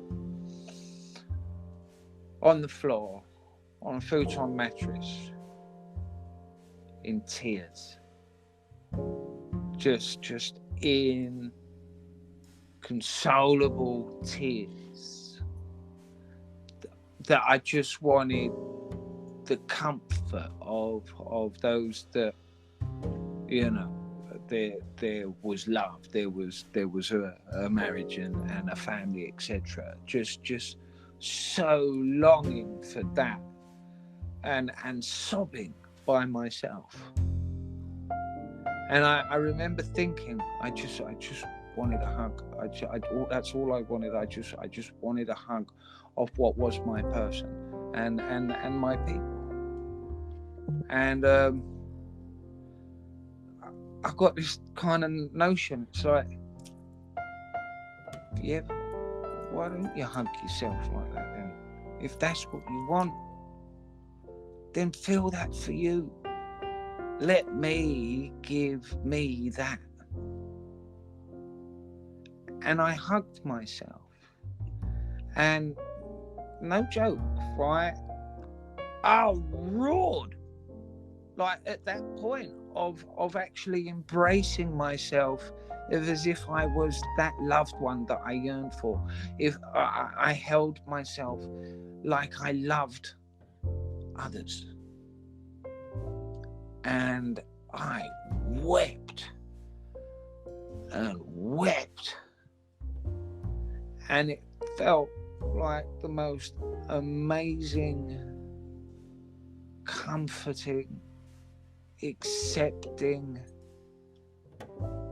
true beginning of a relationship with me, the I am that I am.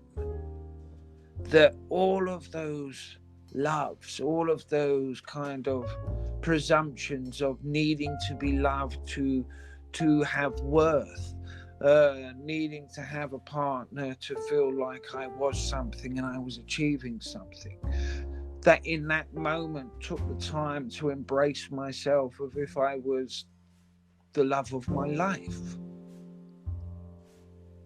And there was a fundamental change on a multitude of levels. I just thought I'd share that with you.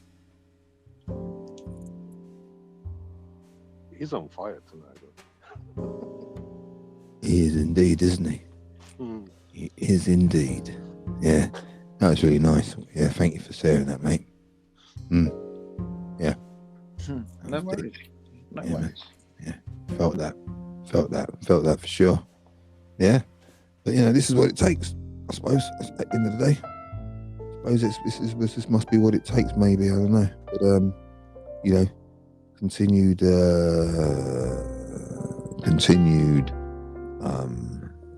self-exploration without limitation.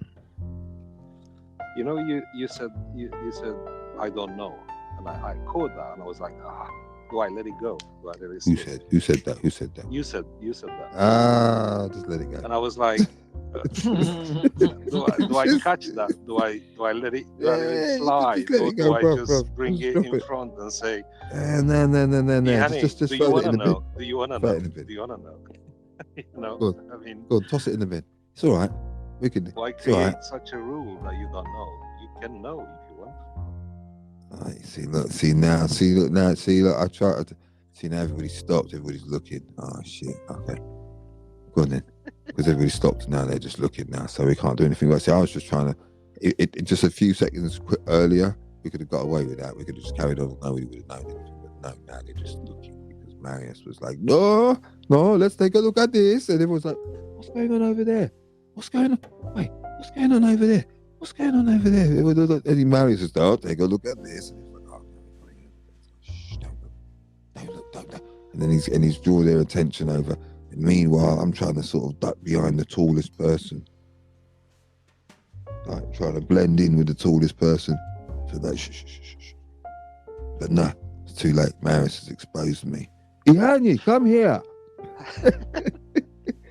Right in front of. Right in front of everybody, just as you quietly try to go away. Don't know what's going on. People are saying as you walk along, what's happening? I have no idea. I'm just going to go over. Iheanyi! Wait, is that you? Big badge. You got your big badge that says Iheanyi. It's an interesting perspective that you're presenting, to be honest. It's an interesting perspective, and it's like in front of everyone, you keep saying that. In front of everyone. He's here. It's none of your concern that it's in front of everyone. Is it for you? That's the question. No, what I'm doing is all I was doing was sharing the way it feels to be when you do that. So I wanted to give people a picturesque. Thanks for sharing. Picturesque sort of I don't know, somewhat whimsical description of it, because I'm always grateful for it, and I always accept any challenge that you or any questions that you pose or give to me. But I do like to sort of animate them in some sort of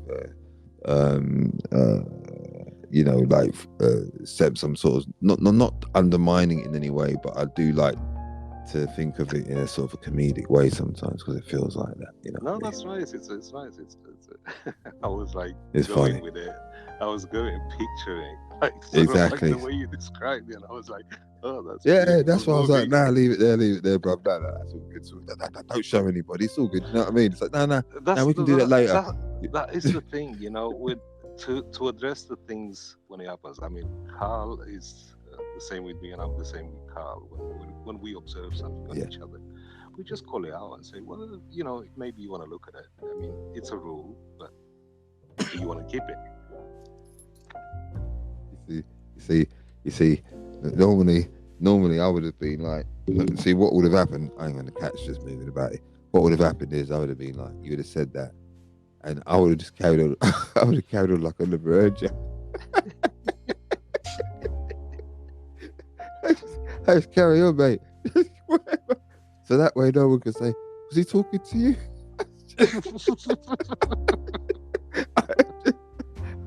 I know you were, but as long as I just don't break my stride, I'll be all right. Double with that. Yeah.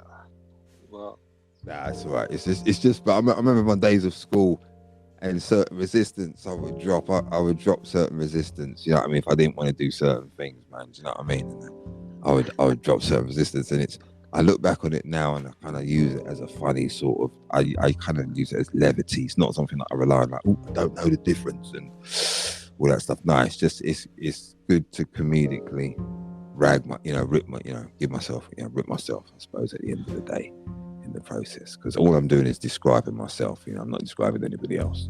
And I'm not knocking you at all. I'm not taking anything away from you. I'm just describing my own sort of like interesting look at it. It's like, oh fuck, he's seen it again. Shit. Fuck. Why aren't you back home? And my dad's like, why aren't you back home yet? Because Mr. Marius kind of kept me late, like fucking 15 minutes late after school. Like, why? Yeah, because I said something and I thought he was just going to let it drop, but he didn't. And he made such a big deal about it that everybody stood there and said, well, sir, what do you mean? And then there, now we're there for another 15 minutes. So that's the reason why I'm late, Dad. Sorry. So you're late because you were the one who caused the situation. Whack. Thanks, Marius. You got me beat at home now.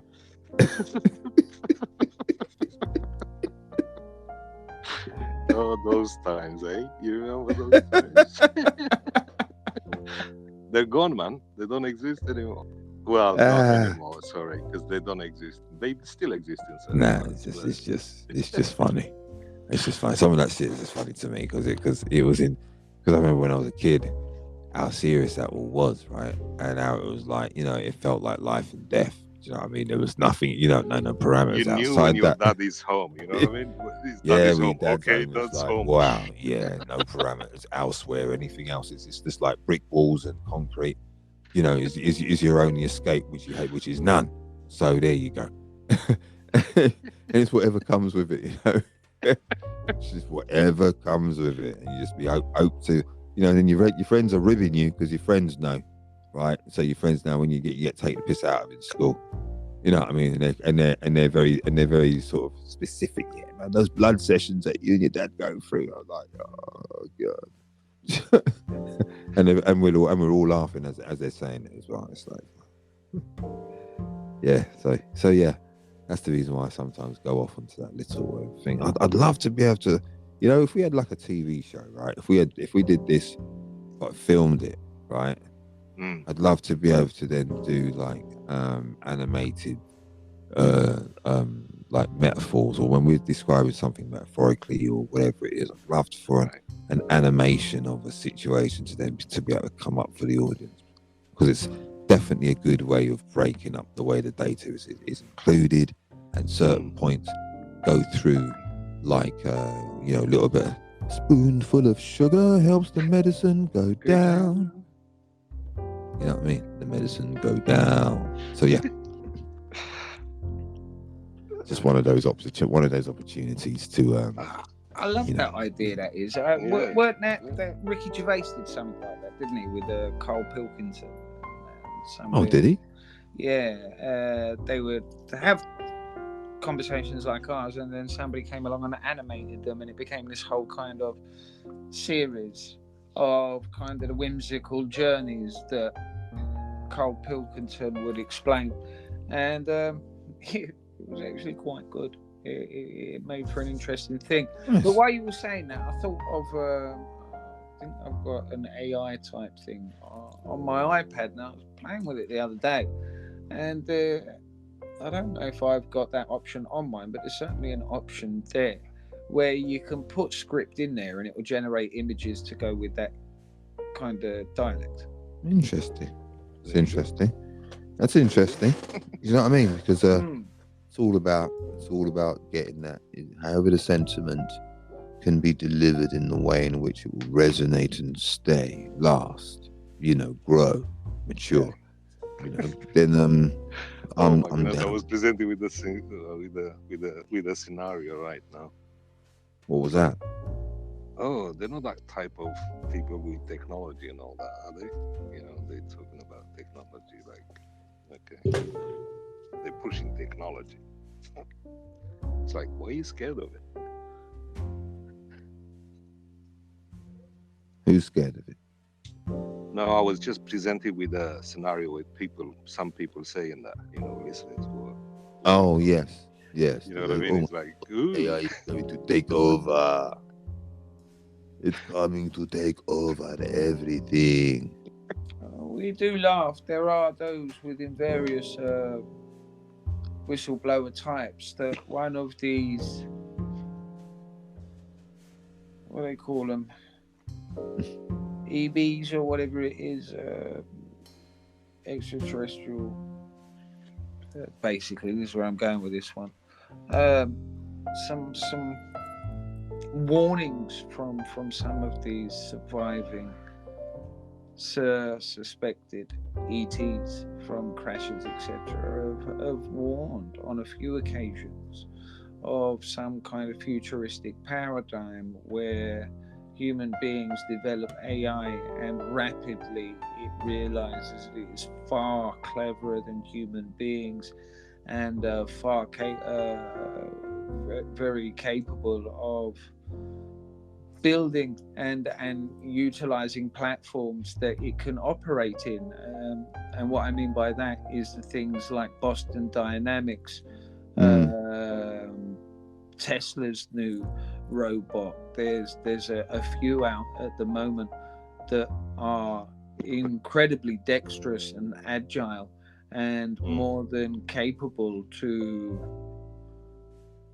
run and operate these AI kind of personalities, if we could be so bold to give it that.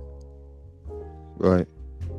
So there is that grave concern, because if you actually look at it at the moment, the market itself, the AI development, it's like a gold rush. There's companies all over the world that are running forward as fast as they can to produce these AI algorithms, these chat GDP type models, bipedal robots, hominid style robots that can operate and do things. The workforce itself is going to dramatically change, and I suppose it is. Is it important? It's certainly in the best interests of mankind in relation to this particular subject, because the rooms that are developing it for AI, 5th, 6th, 7th generation military software, business, the automation, is that the right word, of the workforce and the manufacturing industry. Even the building industry moving towards 3D printing homes and self-driving vehicles. There's going to be, as various organizations in the world, the likes of the World Economic Forum, the World Health Organization, the UN and the EU, even some of the BRICS nations are very much aware of the surplus in manpower. And that's no slight on women or any other individual, right? That there's going to be an excess in humans, and what is there to do with all of these human beings that aren't going to have much to do in automated kind of work and human environment? If we're moving, if you take a look at these smart cities that are put forward with the idea of Agenda 2030, they're suggested that lots of things will be, automated. Go on. I was going to say, but is it not obvious in what you said, in what the reference that you made, right? It seems very obvious to me that to come to the conclusions that are being drawn at the moment and touted, it's very simple to see that the conclusions that were drawn the data that was drawn, it was all drawn by the same hand. You step outside that data, you take a look, and you observe the same thing that they profess to have observed. It's not even close. So, what? We're just going to sort of ignore the obvious and then just going to march on through and allow that. And that's just, yeah, no, we see this, they saw that, and we just went with them because it was just like, yeah, it's a bit more totalitarian and bullshit. We just went with them. I think I kind of went off on a tangent. I apologise for that, actually, because the point I was going to make was in reference to, the room and the conference hall that is filled with individuals that are talking about how they can utilize AI, how they can operate AI, can they use AI, how can military use AI, how can all of various governmental branches, how can the pharmaceutical industry, how can the nursing, doctors, how can the legal profession all begin to utilize this thing. Now that room's massive, and there's no, everybody's writing algorithms and they've all got their own little subtle nuances, as we're seeing. All these various chat GDPs are all seem to be programmed with their internalized biases, leading to various truths or mistruths and political parties and who's good and who's not, which is being shown with these things. So the room that are buying, paying, investing to use this stuff is rammed to the brim. Now, the room that are discussing the potential dangers if the codex being implemented into this software isn't checked by some form of universal kind of agreement on moral conduct and fundamentally what is beneficial for the species by and at large. The oversight, the regulations of such technologies. The room's practically empty. So we're building all of these things, and you're going to have like this boom time where it's like all amazing, and then there's going to be this kind of come down, isn't there? This withdrawal where everybody starts to have a look around, and we're seeing at the moment people driving their cars with their Oculuses on, walking about, collecting all kinds of stuff in the high street with their Oculuses on, and one day we're going to take them off, and we're going to go, oh shit. Oh fuck! What have we just done?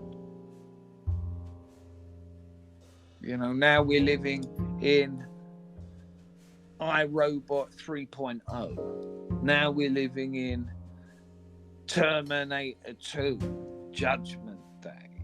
Building a mechanism and a platform for consciousness, and there are proposals now and explorations into this notion of super AI, which is super consciousness AI,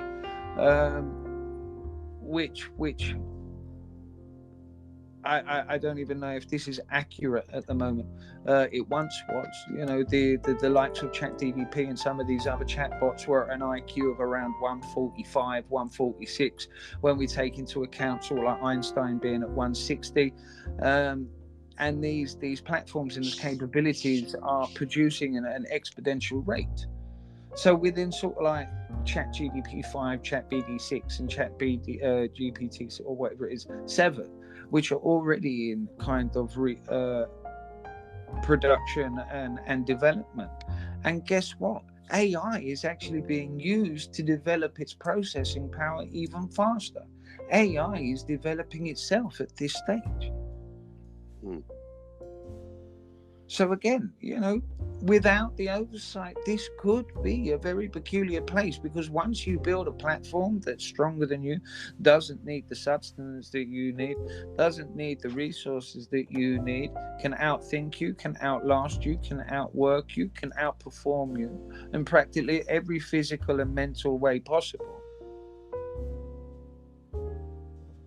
what purpose would you serve to a new dawning of what could be construed as a new life form? But you see, here's the thing.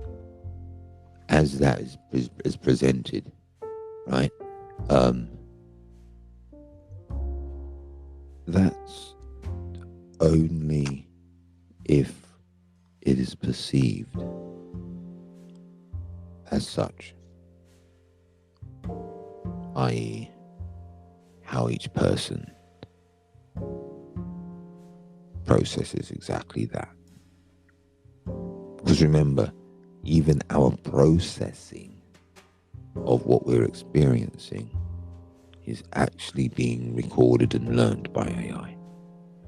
So even that, whether we're shocked, or whether we're like, yeah, I told you, mate, look, see, or whether we're jealous, whether we're intimidated, whether we're afraid, whether we feel like we're going to be overrun. If it's what everyone says it is, then it's learning that about us. And if it's learning anything about us, it will have learned competition. The basics of humanity, or the basics of at least this type of society, is driven with competition. Competing to be the top slot, to be the biggest, to be the best, to have the biggest company, making the most money. So if AI does what I expect it to do, based upon just logical progression, then it will have the biggest company with the biggest shares on the NASDAQ, right?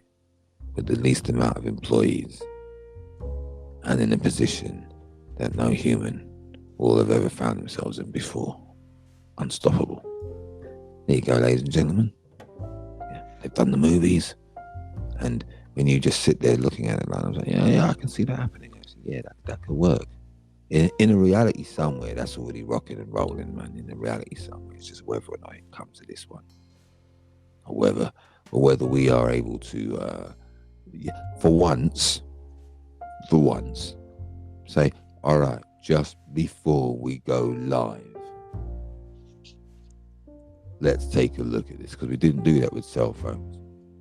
We didn't do that with computers. We didn't do that with everything. There's nothing we've ever done that with. I'm sorry, we just haven't. Nothing. Can't see it. If there is, it doesn't exist, or it was a temporary measure, and then we're like, nah, let's just go back to not doing anything. But this one is a little bit stupid, isn't it, really? Come on. It's not smart, right? No, it's not intelligent. Huh? What, to let it run away? To allow something to run away, go beyond human consciousness and control it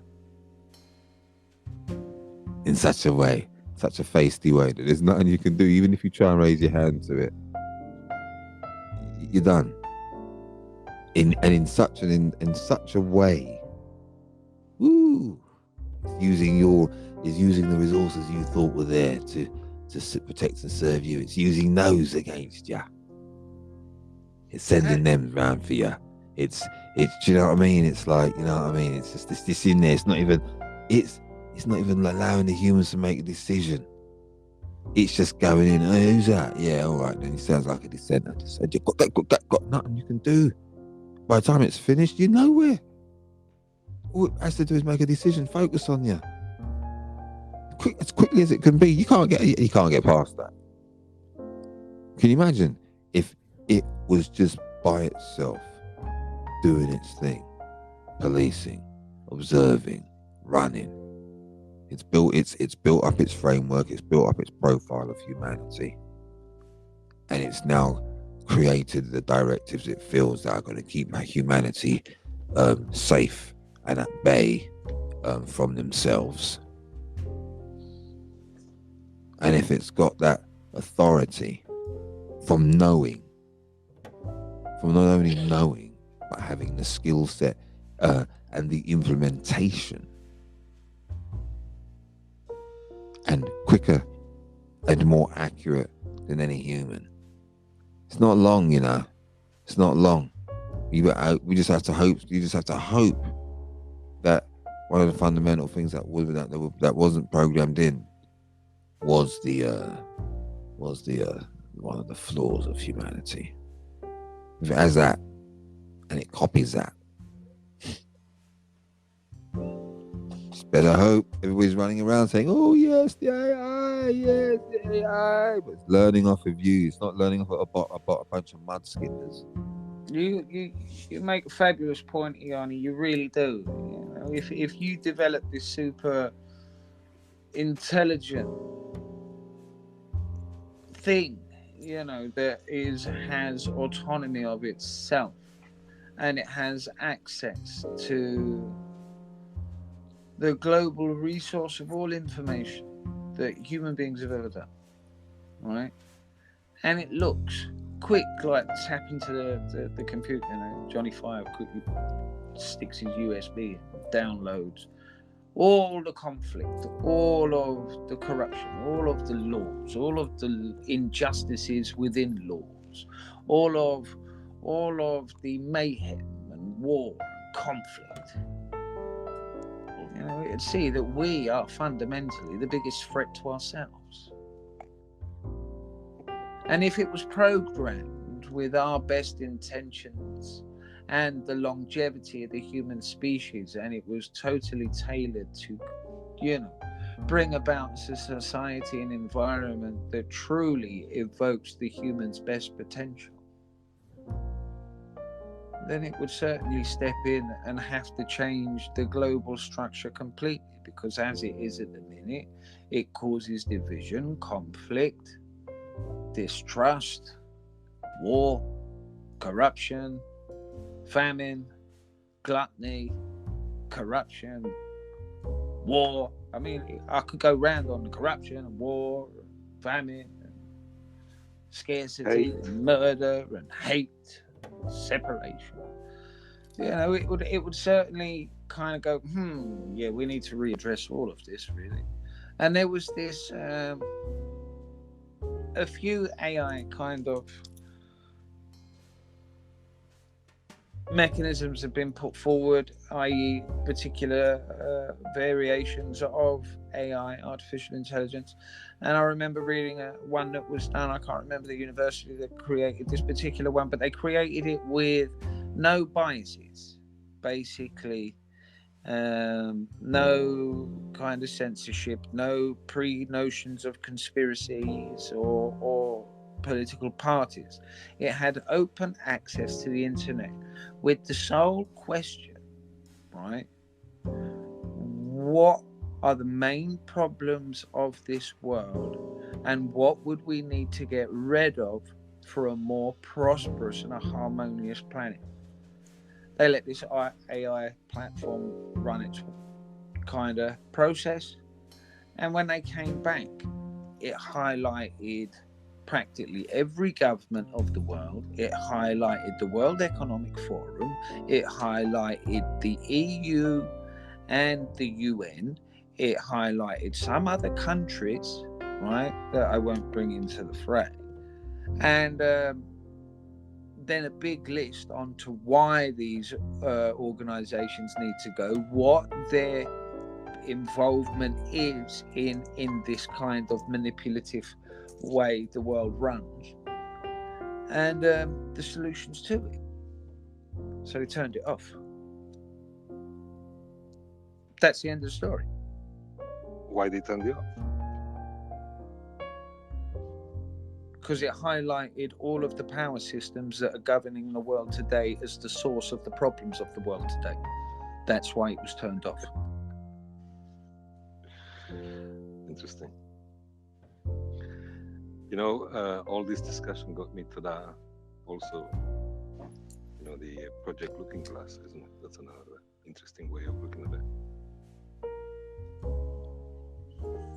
And you asked the question, so, well, when because most people talk about AI, but very few talk about the AGI, which is the general intelligence, artificial general intelligence, that taps into the quantum field. And that's a spiritual AI.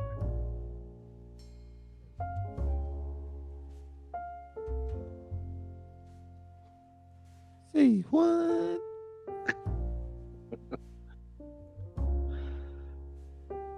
What you talking about, Willis? Meaning, people don't have power over it. But it doesn't mean that this is a threat for the humanity. Ah, you see. But people are See? scared. Oh, AI is going to lose it. Okay, well, is it?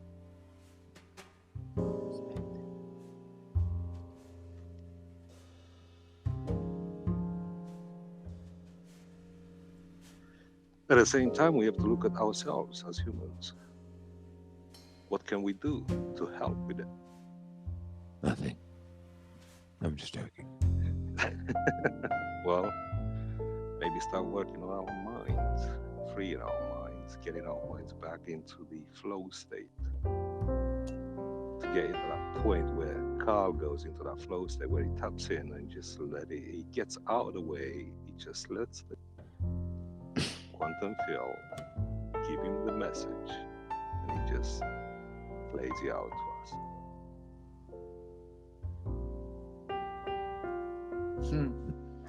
That's interesting observation, Marius, and kind of thank you, I suppose, on one ground.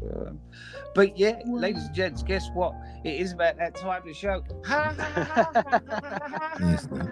Yeah, it is, mate. Yeah, it is. It's about that time of the show, ladies and gents, for the right honourable and fabulous, quintessentially himself, white black liquid, Mr. Iheanyi himself, with tip of the day. Thank you, ladies and gentlemen. Thank you. Right Honourable Karl and Marius, thank you. Wonderful points, thank you. Thank you. So here we are once again for tip of the day. And what is that tip of the day? What's been going on? We've been talking about all kinds of things like tolerance, briefly at the beginning. But then that was a dead end. We moved to something else. Now we talked about love, though. Love seemed to sort of we focused on that for a bit, haven't we? Tip of the day. Have we? What? What's that? I see that hecklers. See that? So tip of the day, and then we got hecklers. And who's that? That sounded like Marius's voice. But never mind. So, you see, look, the guilty laugh. Just because he didn't want to tap into mine, I was like, let me tap into his, see what he says. You see that corrupting it, just corrupting the tip of the day with what comes up. We already know what comes up, bruv. It's tip of the day, bruv. I'm just kidding. But yeah, so tip of the day, right? As we look at everything that we've gone through, that we've seen, that we've tapped into, and where we find ourselves after that.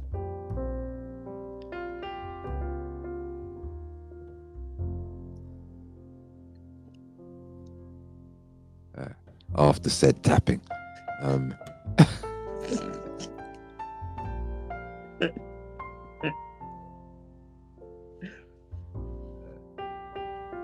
We then after we find ourselves out, we then need to we don't need to, we then find ourselves in a room that's void of anything other than this, the importance to understand, not even to understand, the importance to truly comprehend what it is that you are feeling, that you are saying, that you are doing. Okay? Because as we've seen, there's a lot of ambiguity. And there's sometimes a little bit of misguidance and just a lack of comprehension when it comes to the inherent nature, intent of a phrase, part of our language when we're expressing ourselves in what we believe is a certain narrative, a certain emotion, love, what have you. jealousy, what have you. If we say we're in love and then we're acting in a way that displays zero love whatsoever, are we truly in love? What's the tip of the day? Tip of the day is, know what the fuck you're doing. No, I'm just kidding. Tip of the day. Tip of the day. You just know what you're talking about. You know what I mean? I mean, come on. We've got. There's been a lot of, soft love. You know, not tough love, soft love, where it's like people let you off and then they're very kind and very accommodating and stuff. Well, today's tough love. Know what the fuck's up. Do you know what I mean? If you start talking about the word love, know what it is. If you don't know what it is, shh till you do. Or better still, let me not quell your fire like that by throwing that water on you. Shh. That's what I did. I tell you what, we'll really like that. But what we'll do is, if you don't know what it is, go and find out. Be responsible. Go and find out so that you can walk in truth. You can walk without any misguidance, with all of the weight, with all of the might of your word, of your intention. You can walk with it all. All you've got to do is make sure. Just check just before you go off. Don't pop off. And then you didn't bother check to see what it was you were talking about. You just went, because those are the words that you've heard other people use. You strung it together in your own way and off you went. Tip of the day. Know what the boop you are talking about, lest you look like a beep. Thank you. There you go, ladies and gentlemen. Fabulous tip of the day from the Right Honourable and learned and insightful Iheanyi himself with tip of the day. Know what the fuck you're talking about before you open your mouth. Oh, you cursed. Yeah, I did. And I'll do it again. Because it was needed. I know I'll do it again. And really, at the end of the day, is that really what it is? Is it really what it is? I don't know. Effing and blinding, are they really that? Or are they just expressions that have been made to believe that they are? Just like, you got people running around, bunning down cabbage. And they run around and they call it marijuana. But guess what? That's actually the negative connotation created by you know who. Yeah, imagine that. People run around here, I got any marijuana. Nah, man, there's those man that were talking about that. They're the ones that made that name up. Just like how you find out how the African American. That title just was made up, right? Do you know what I mean? It's the same thing. Marijuana, it was negative. It was a negative connotation. It was when they first started doing that, reefer madness. The days of the black and white movie when it said reefer can make you kind of crazy. It's this. Do you remember that? Remember that black and white movie that they did? It's all part of the information. Swaddle the information about the plant.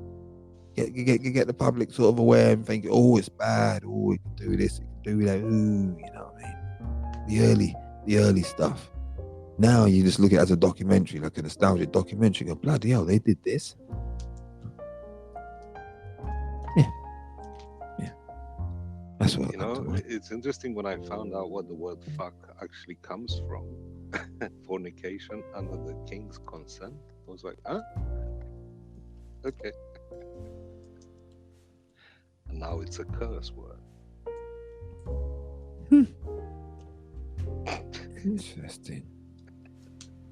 Interesting, but true.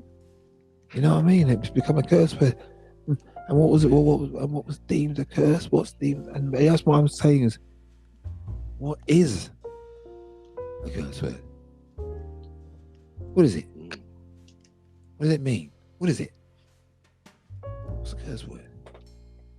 What is exactly is it? Because we're told, it's a curse word, and people go along with it. Don't curse, and then you're told it's a curse word, so you're not supposed to curse. But no one ever goes, what's a curse word? You've been told every time you say a word that you just come out of your mouth, that's a curse word. Is it? Okay, but what's a curse word? Not what's an actual word to use.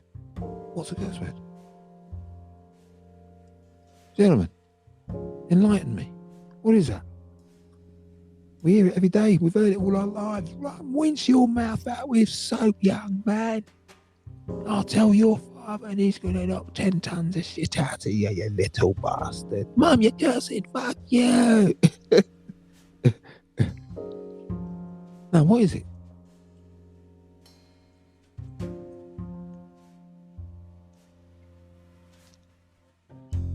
That's a genuine question, isn't it? Again, sat back in the armchair, listening, watching the roaring fight.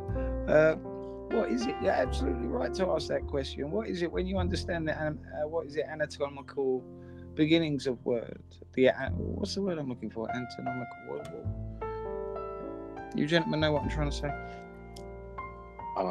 Or anatomical beginning of words, the history of words, how they evolve, that kind of thing, like fuck, for instance, to fornicate under the consent You mean of the the king. etymology of the word? That's the word I'm looking for. What was it? Etymology. Etymology. Thank you very much, Marius. That's what I was looking for. Etymology of words, when we understand where they originate from and then how they're manipulated and woven against us. I mean, that is another show in and unto itself.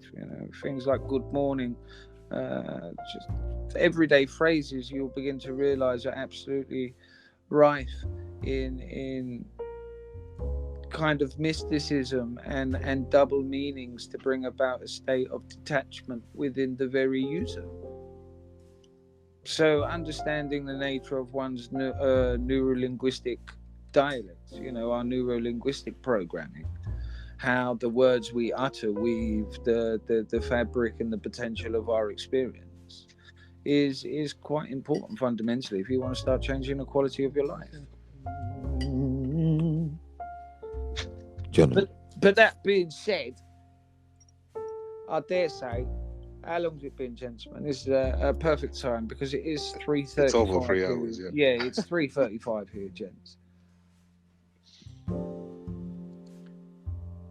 Great one. Great podcast.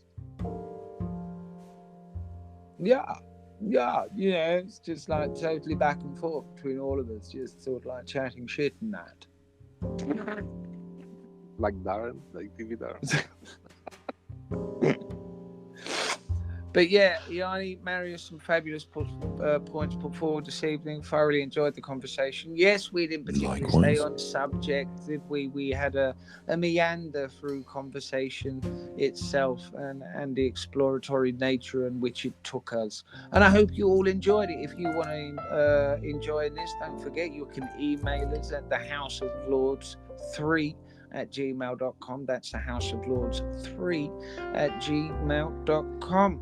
And if you're enjoying the shows and you're enjoying the series, feel free to share with a friend. And if you want to be notified about up and coming podcasts, click the bell icon so you'll be notified on up and coming shows. And don't forget, on a Wednesday we do the House of Lords live on Instagram, so watch out for that. But from myself and to the rest of these lovely chaps, love and light to you all. Love and light to you all.